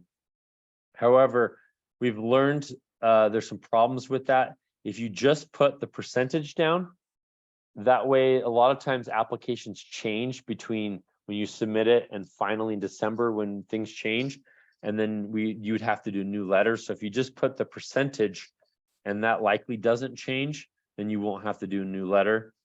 And then just the estimated date of availability. So it's not that critical, but you can just put, like I said, September 1st for plans or project scoping, or January, or you can just put whenever, like September 1st. even if you're doing a project, we have it available now, like, and just make sure you put that in the budget section. Is there a preference on who the letter is from? It does not matter. It depends on your community. We have mayors do it. We have emergency managers do it. It doesn't affect the at the state level or FEMA level. It doesn't get you any more advantage who it is. It's just up to you who you feel like could have who you're comfortable with, who you feel like could have the authority to say, yeah, we guarantee that we can provide the match. So it's all up to you. Nick says, is there an ideal project cost to look forward toward? I'm not sure if I understand the question. I mean, I guess it's all project dependent. Maybe if you can clarify more, or if Kat, do you understand that question more? I would take that as, and correct me if I'm wrong, is there a sweet spot, like, is FEMA looking for $20 million projects or $10 million projects?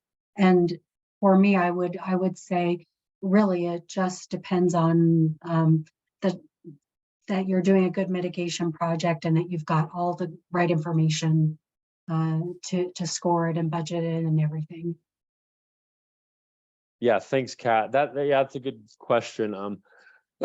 So that's a complicated question where, so traditionally BRIC grants have been funded these more bigger projects. However, smaller projects in Utah can have a better time getting funded, where there's a couple scenarios where maybe FEMA only has a little bit of funding left and the bigger projects are ranked higher, but they don't have any money to fill left. Then the smaller project could have a better time of getting fit. However, in Utah, especially if you have a lot, like maybe under $1 million projects, we often have other funding sources, like for post-disaster grants, where we get a disaster, we get mitigation money. We can often funnel BRIC grants into other systems easily. In fact, the 2020 grants, if you notice the graph I had at the very beginning, we had something like 24 project grants we submitted. And because of the disasters we had with COVID and the earthquake and was it the flood or the whatever it was? I can't remember. Wind event. We had so much mitigation money, we were able to fund almost like 20 of those. Because they were already done in applications, we just moved them over and we're able to fund them. So doing this, you get all this done, we often have times to pull you in different directions. So it can be multifaceted thing. So next question or slide. Okay. The SF424 form, everyone is required to fill one out. We would ask that you attach it in the budget section. You're going to fill out the yellow highlighted boxes. And I put some help here. This is in multiple places. The application help sheet I sent everyone for BRIC and FMA. These are just some common questions I get all the time. What is the funding opportunity number? I provided the answers here. And for some reason, the form that I have, the question number 18 often can't be entered in. So maybe if you have Adobe Pro, you can edit the document and manually enter it in. If not, what some people do is they end up having to print it off, write it in pen, and then scan it. However you can do that, however you can somehow fill that in, but for some reason it won't let you, or maybe you can find one online that allows you to do that. And at the bottom of that form also includes instructions for each question. So just fill that out, have it signed, and attach it in the budget section. All right, next slide. All right, cost effectiveness. This is for project grants only. Every project grant is required to do BCA, which we have a section on. Pretty much everyone will click that first one. The BCA was completed from the FEMA BCA toolkit. There are some exceptions. I don't think any off the top of my head from the NOIs would apply, but if it does, you're welcome to click it. And what are your total project benefits? So if it was completed in the toolkit, you'll just enter that number from the BCA toolkit.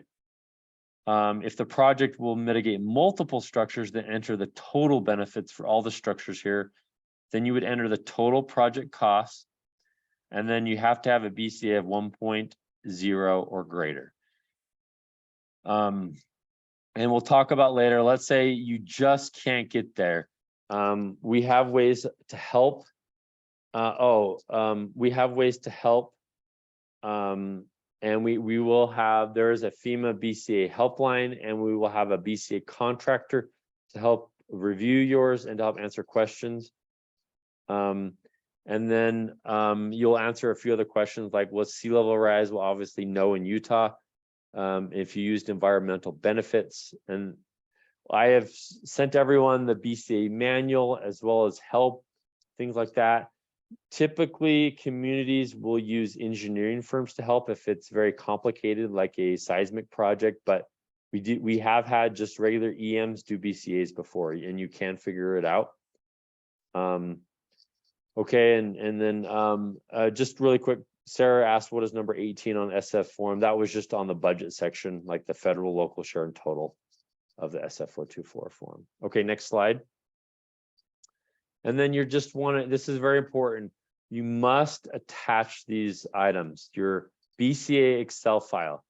I did give everyone in that big, long email I sent everyone instructions on how to add your Excel BCA file, because it's actually not intuitive. It'll take you step by step on how to attach it. We often have times where we can't open it or FEMA can't open it, so you need to attach the Excel file. And then there is a PDF BCA report, which looks like right here. It's a sort of a summary. We ask that you attach that. And then probably the most important, besides, I guess, the BCA itself, is the documentation. Because BCAs are the #1 reason why project grants are ineligible. If you enter values in the BCA, you need to provide documentation of where that came from. So next slide. Okay, the environmental historic preservation. I'm not going through all of A through K, but only for project grants, you need to provide specific questions for, it has to meet federal requirements. So if FEMA makes you go through all these different acts, like the National Historic Preservation Act. You click yes or no. If you click yes, it opens up. We'll go through just one. But I did send everyone what's called this Utah EHP green sheet, which lists contact information for each of the entities on the federal state. I think it's a little outdated, but at least the agency would be correct.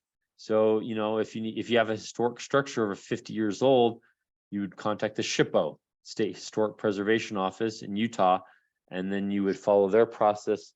And you need to show FEMA that you've at least reached out to some of these. You don't need a response or anything, so I would just keep track of maybe your email or that you contacted them if it applies, and then that will help it. So just next slide, we'll go over one.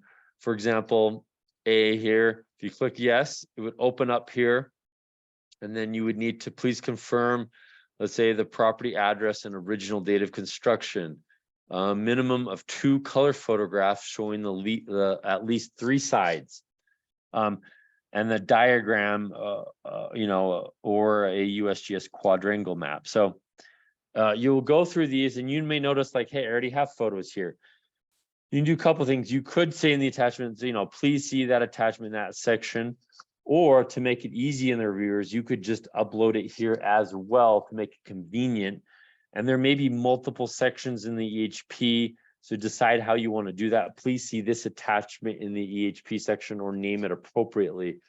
So make sure when you do label attachments that you don't just get some weird name, because you're going to get people reviewing it and downloading it. Make sure the names of every attachment are very easily labeled, and you know, people can find it, and then you reference those attachments in the application, whether it's a scope of work, see, and then this attachment, and it's exactly labeled. So all right, next slide.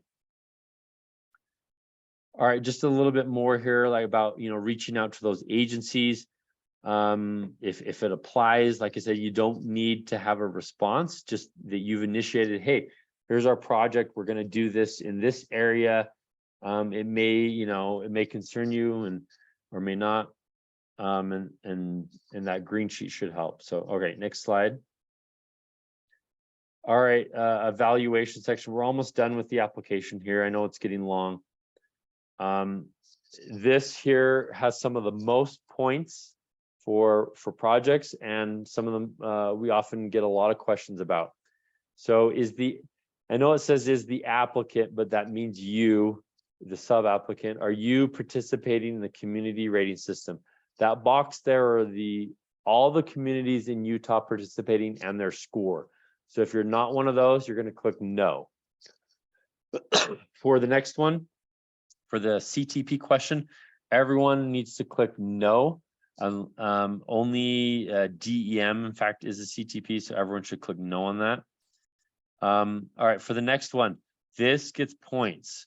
So was this application, was this sub-application generated from a previous FEMA Advanced Assistance or Project Scoping Award, or any other federal grant award? Or is the sub-applicant past recipient of BRIC non-financial direct technical assistance? So if you've done any sort of past FEMA grant, like an AA or a project scoping, and this is building off of that, or any other federal grant award, maybe it's from NRCS or something, click yes, and then provide that documentation in the attachment, you can get 10 points. For the building codes, everyone needs to click yes here, because Utah adopts building codes on a statewide basis.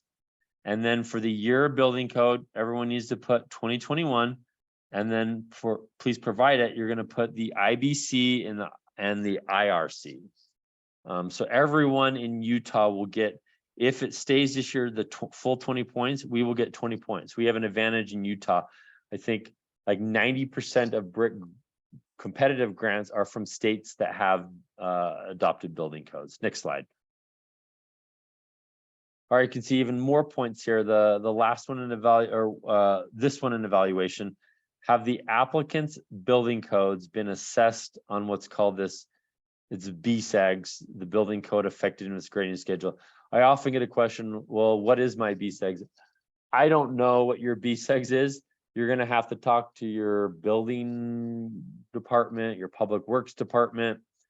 If you do that, it's basically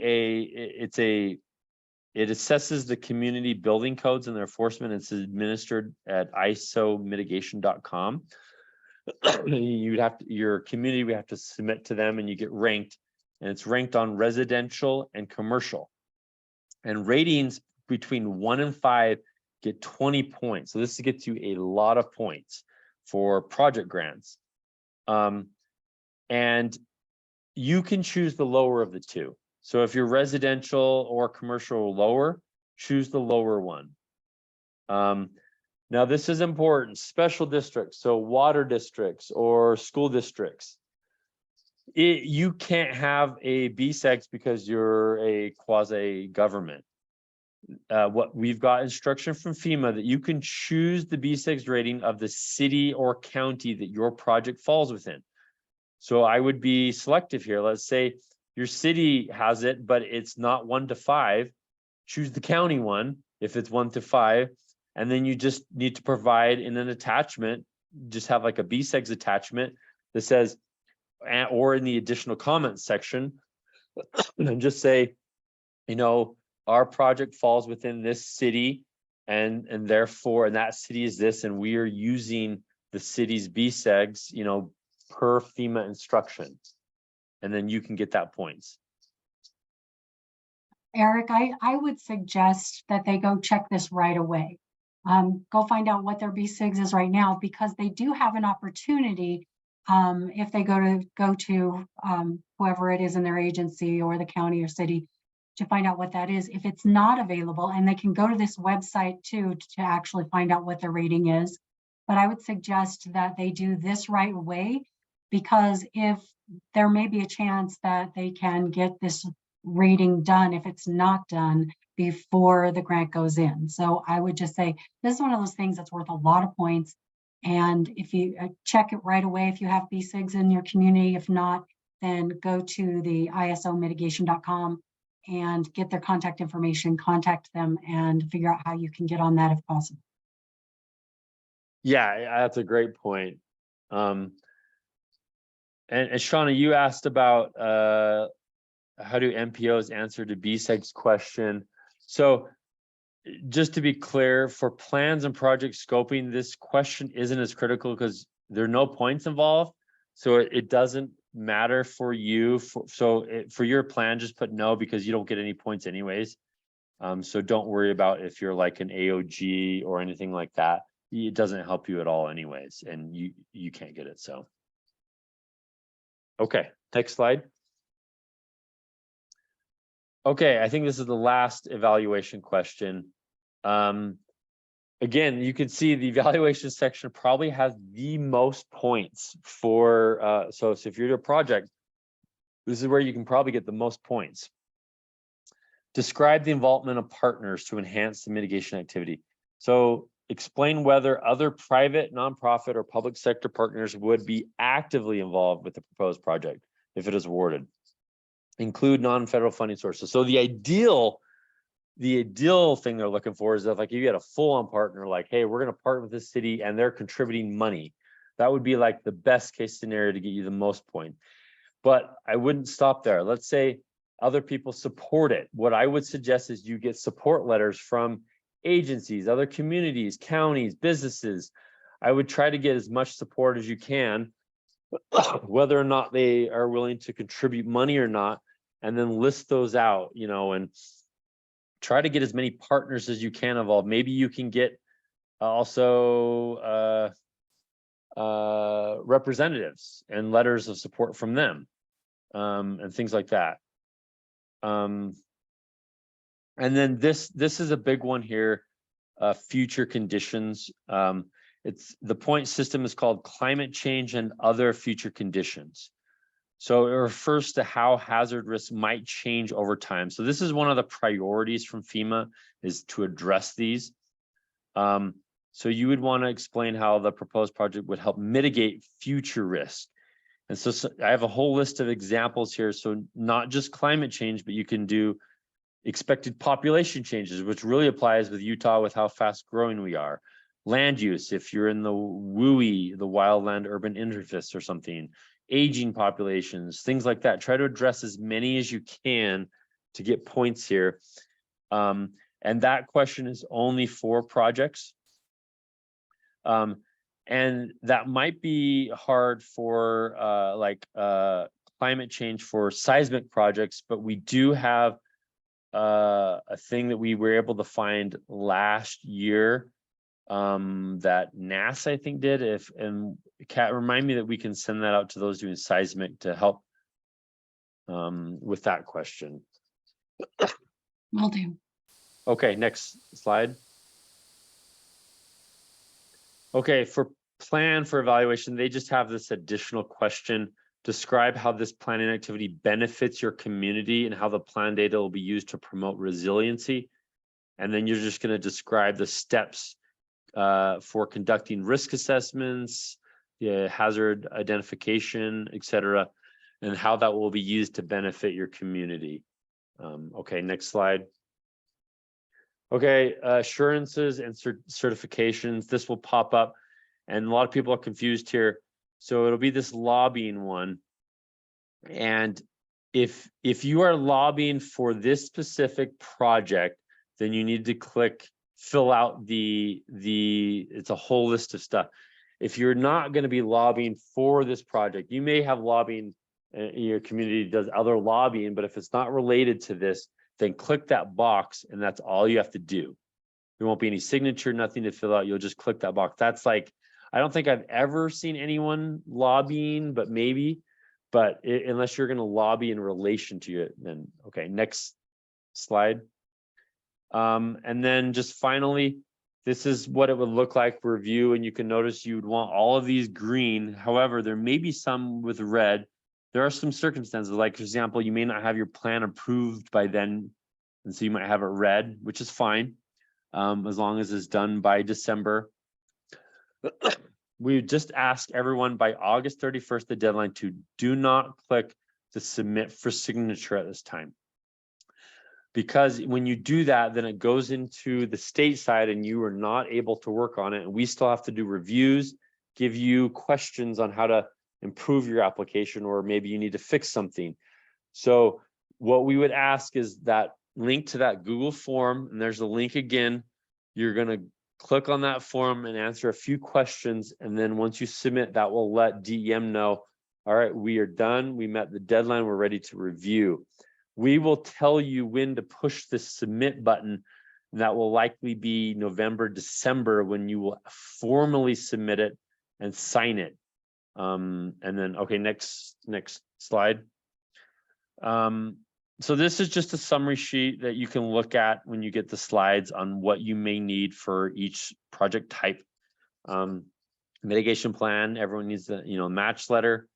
There's a thing called participation letters, which I emailed them. If you're doing a plan, I would ask right now that you go to each city or whatever entity that wants to participate and get a signed letter from them, so that can be added to your application. That's very important that you get that now. The budget narrative and the SF424 form. So this is just a list of everything you might need. I won't go through everything, but just two items here. If you're going to claim indirect costs, you need to include your indirect cost rate agreement in your application, and you would include that in the budget section.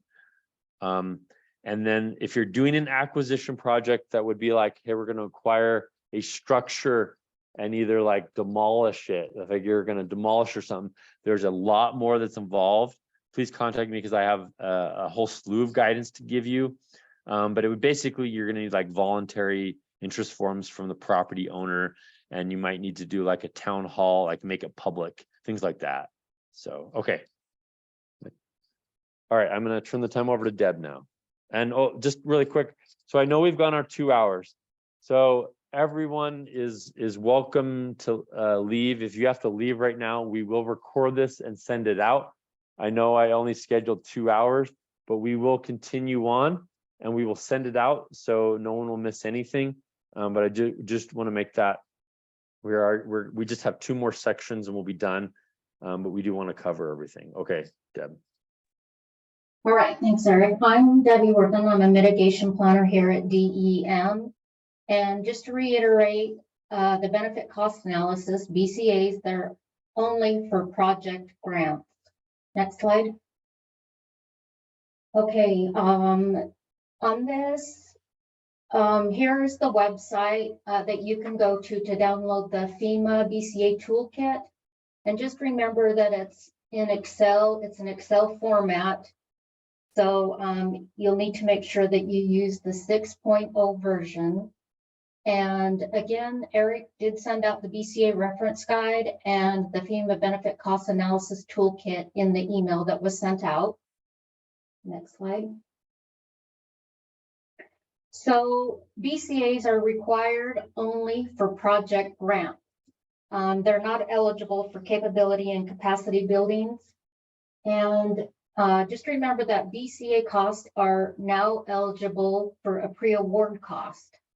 And they'll be reimbursed if you get awarded. So make sure in your budget you have a pre-award line item as mentioned before, and specifically outline it as a pre-award cost. In the budget narrative, you need to identify it as a BC cost as well. If you use a contractor, please have them invoice you separately for the BCA. If you have any BCA questions, reach out to the BCA helpline. There's a 1-855 number listed below, and there's also an email address. DEM has hired a BCA specialist to help subapplicants and their BCA contractors with any questions that goes beyond FEMA's BCA helpline. Next slide.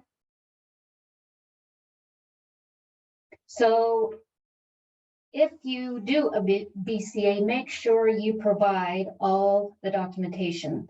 As Eric stated before, BCAs are the #1 reason why grants become ineligible. And the biggest part is that all the documentation wasn't provided. It's super important that you include all your documentation along with your BCA toolkit in the Excel format, your BCA report in the PDF format, and a zip file with all your supporting documents. Just keep in mind that FEMA and the NTR team is going to evaluate the accuracy and the completeness of your BCA. So all the data you entry needs to be backed up with the records or citations like websites, etc. So your backup can include the letters, your FEMA project worksheet, photographs, maps, census data, estimates from experts, etc. Next file. So as Eric stated before, this BCA submission format was emailed out to everybody. It's going to walk you through how to upload your Excel BCA into the FEMA Go. And if you are having a hard time, please refer back to the BCA Excel document. Next slide. So just remember, your first submission deadline will be August 31st. And we can't reiterate this enough.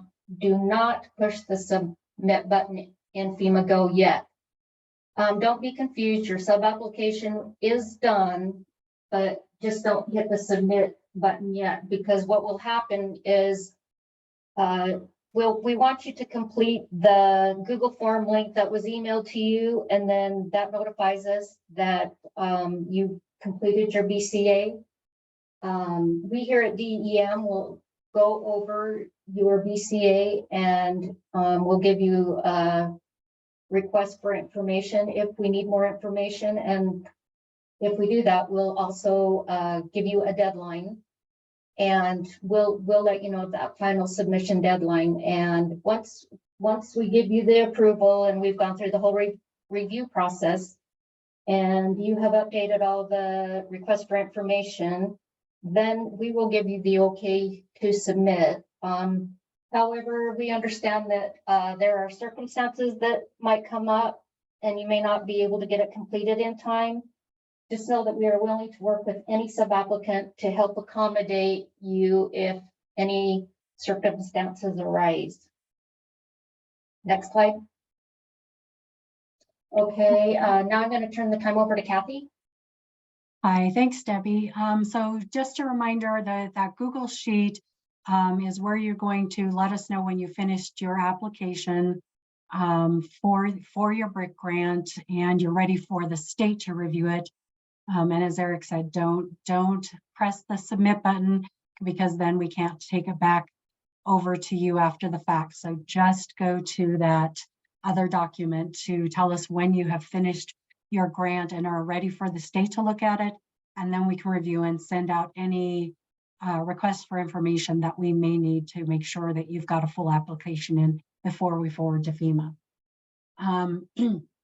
So kind of to go through that process again, and you've seen a lot going on today about how this whole process works, but DEM is going to perform an eligibility and completeness review for your project, as Debbie was talking about. And we're also going to send your BCA over to a contractor that we've hired to make sure that it looks good and it's going to pass the FEMA review. And then we will send you, if there's anything missing that we can see in your application or something that you could improve upon, then we will send you back that request for information from us, and then you can go in and update that application and then let us know when you're ready again. The state will review and score your projects, and then the state will rank each of those projects based on a cumulative score. And C, C, and B activities are ranked above mitigation projects, just so you're aware. So this is what the complete process looks like when we're going for the review process. we start with the state and all the ranking and all the information we're going to send back to you to help you improve your project and make sure that it's a complete application. And then once that's done and you've done it, and then we say, go ahead and finally hit that button to submit. That's when we know, we'll say that it's ready and let FEMA know that our applications are ready. We'll have to actually take everybody's projects that are here and package them up and send them over to FEMA.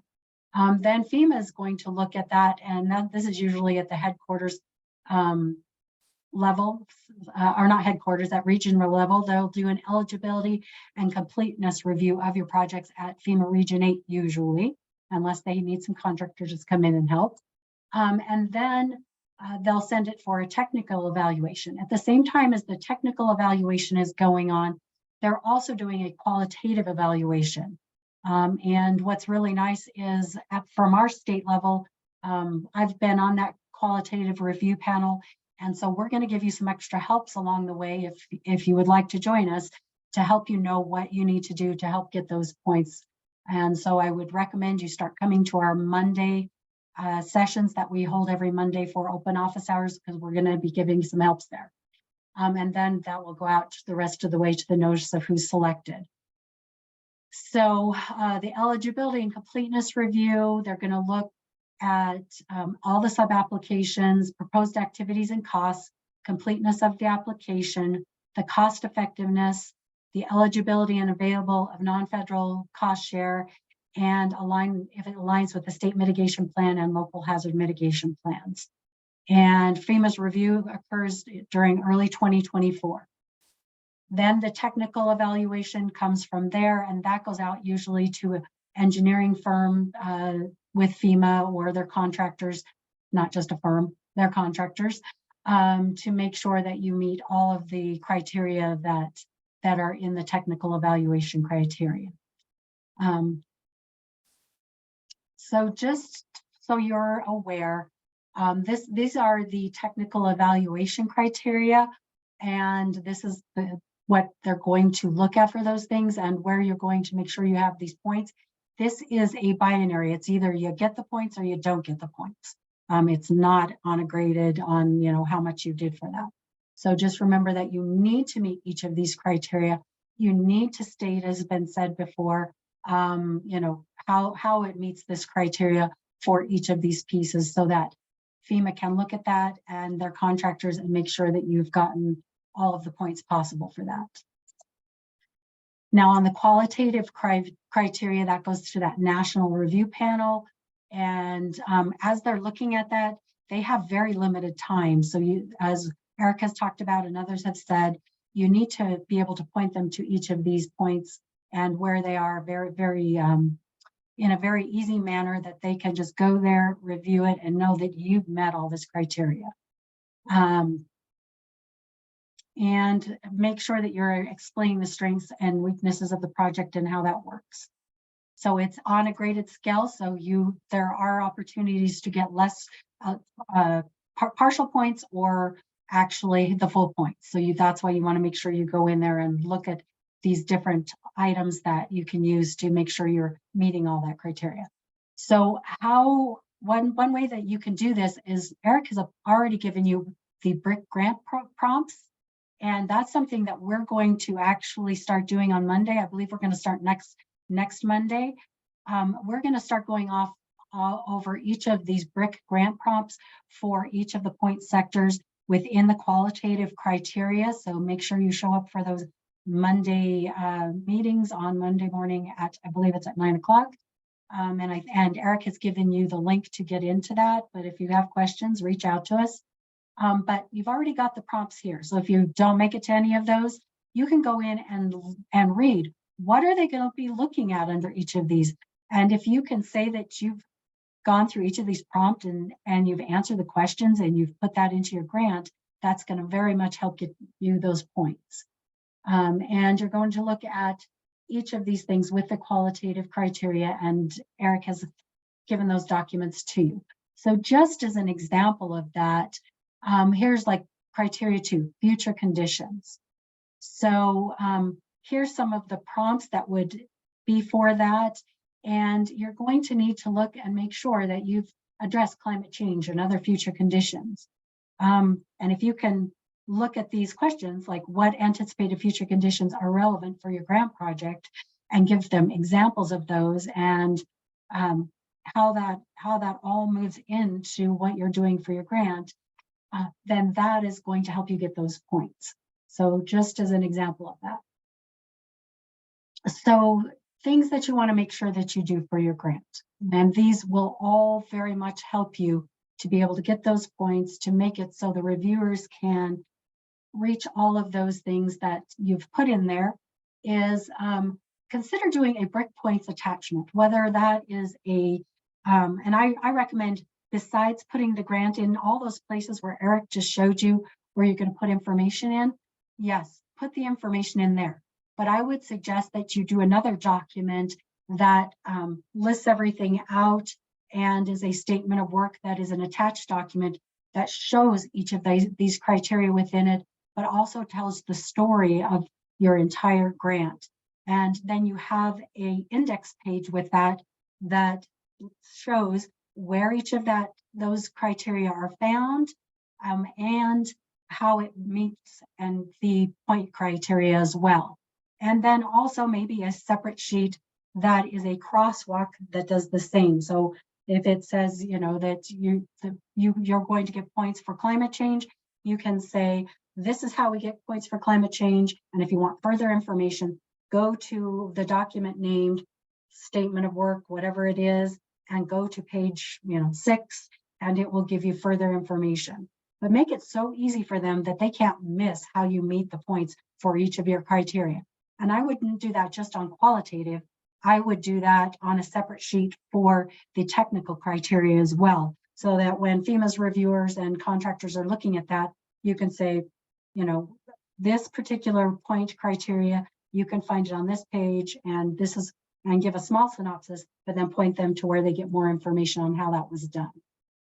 Make sure your data is organized, and I've just talked about like some of the ways you can do that, but also make sure that they're clearly labeled, because I've seen so many times where somebody put a document in that said document 145, and well, what is 145? You know, no, this document tells you about climate adaptation. This document tells you about whatever it is that the document's going to give them.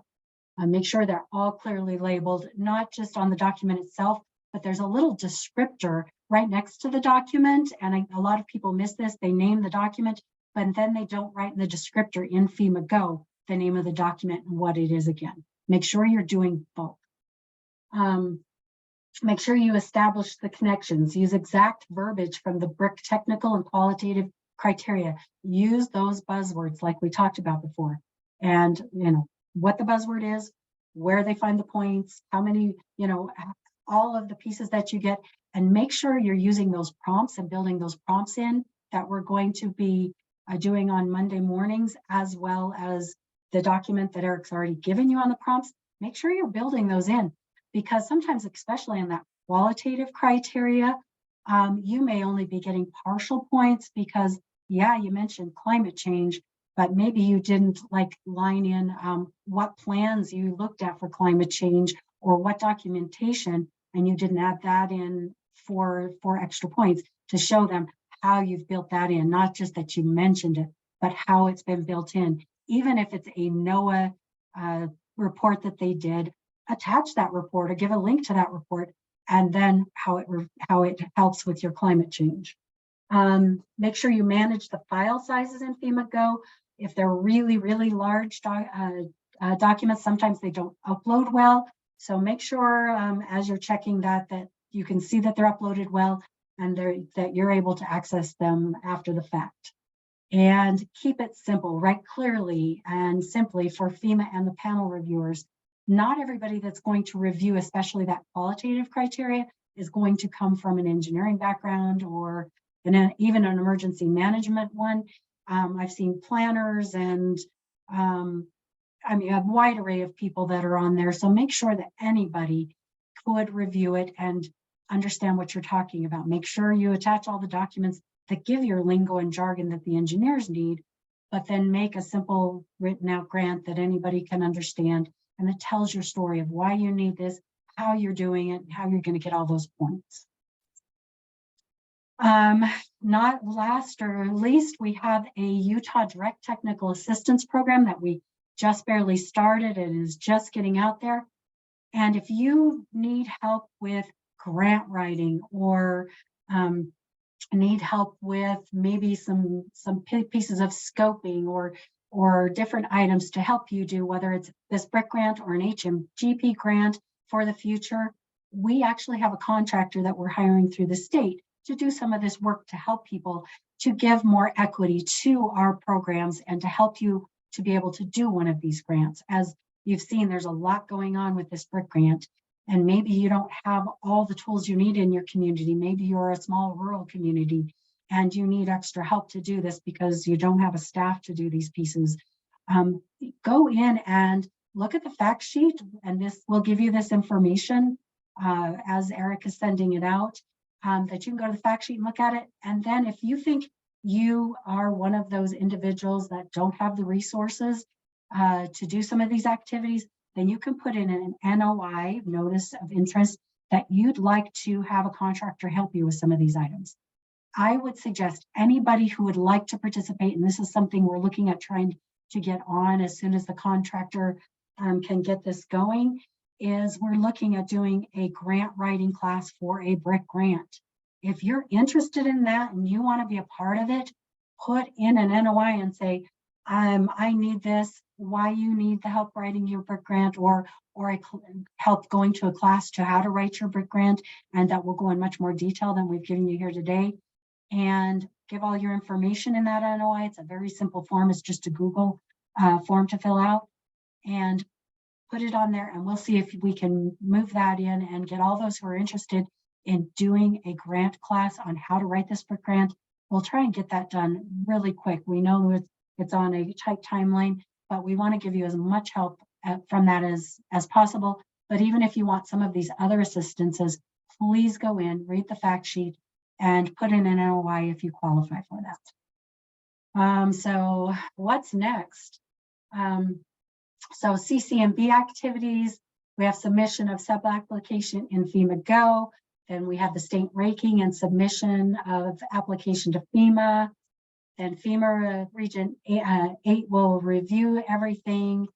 Applications and sub-applications will be looked at in February 2024. State set-aside announcement around April of 2024. There will also be an RFI, request for information phase after that. If any of those projects are awarded, you may still have more work to do. For a physical project, sub-applications, it's a similar process looking through, and there is an RFI phase as well. So just make sure that you're keeping aware if you do apply of what needs to come next, and that you're ready for those next items. And we'll say thanks, and we'll stay here for questions. I know that's been so much information all at once, but we'll stay on as long as we can, as long as you have questions.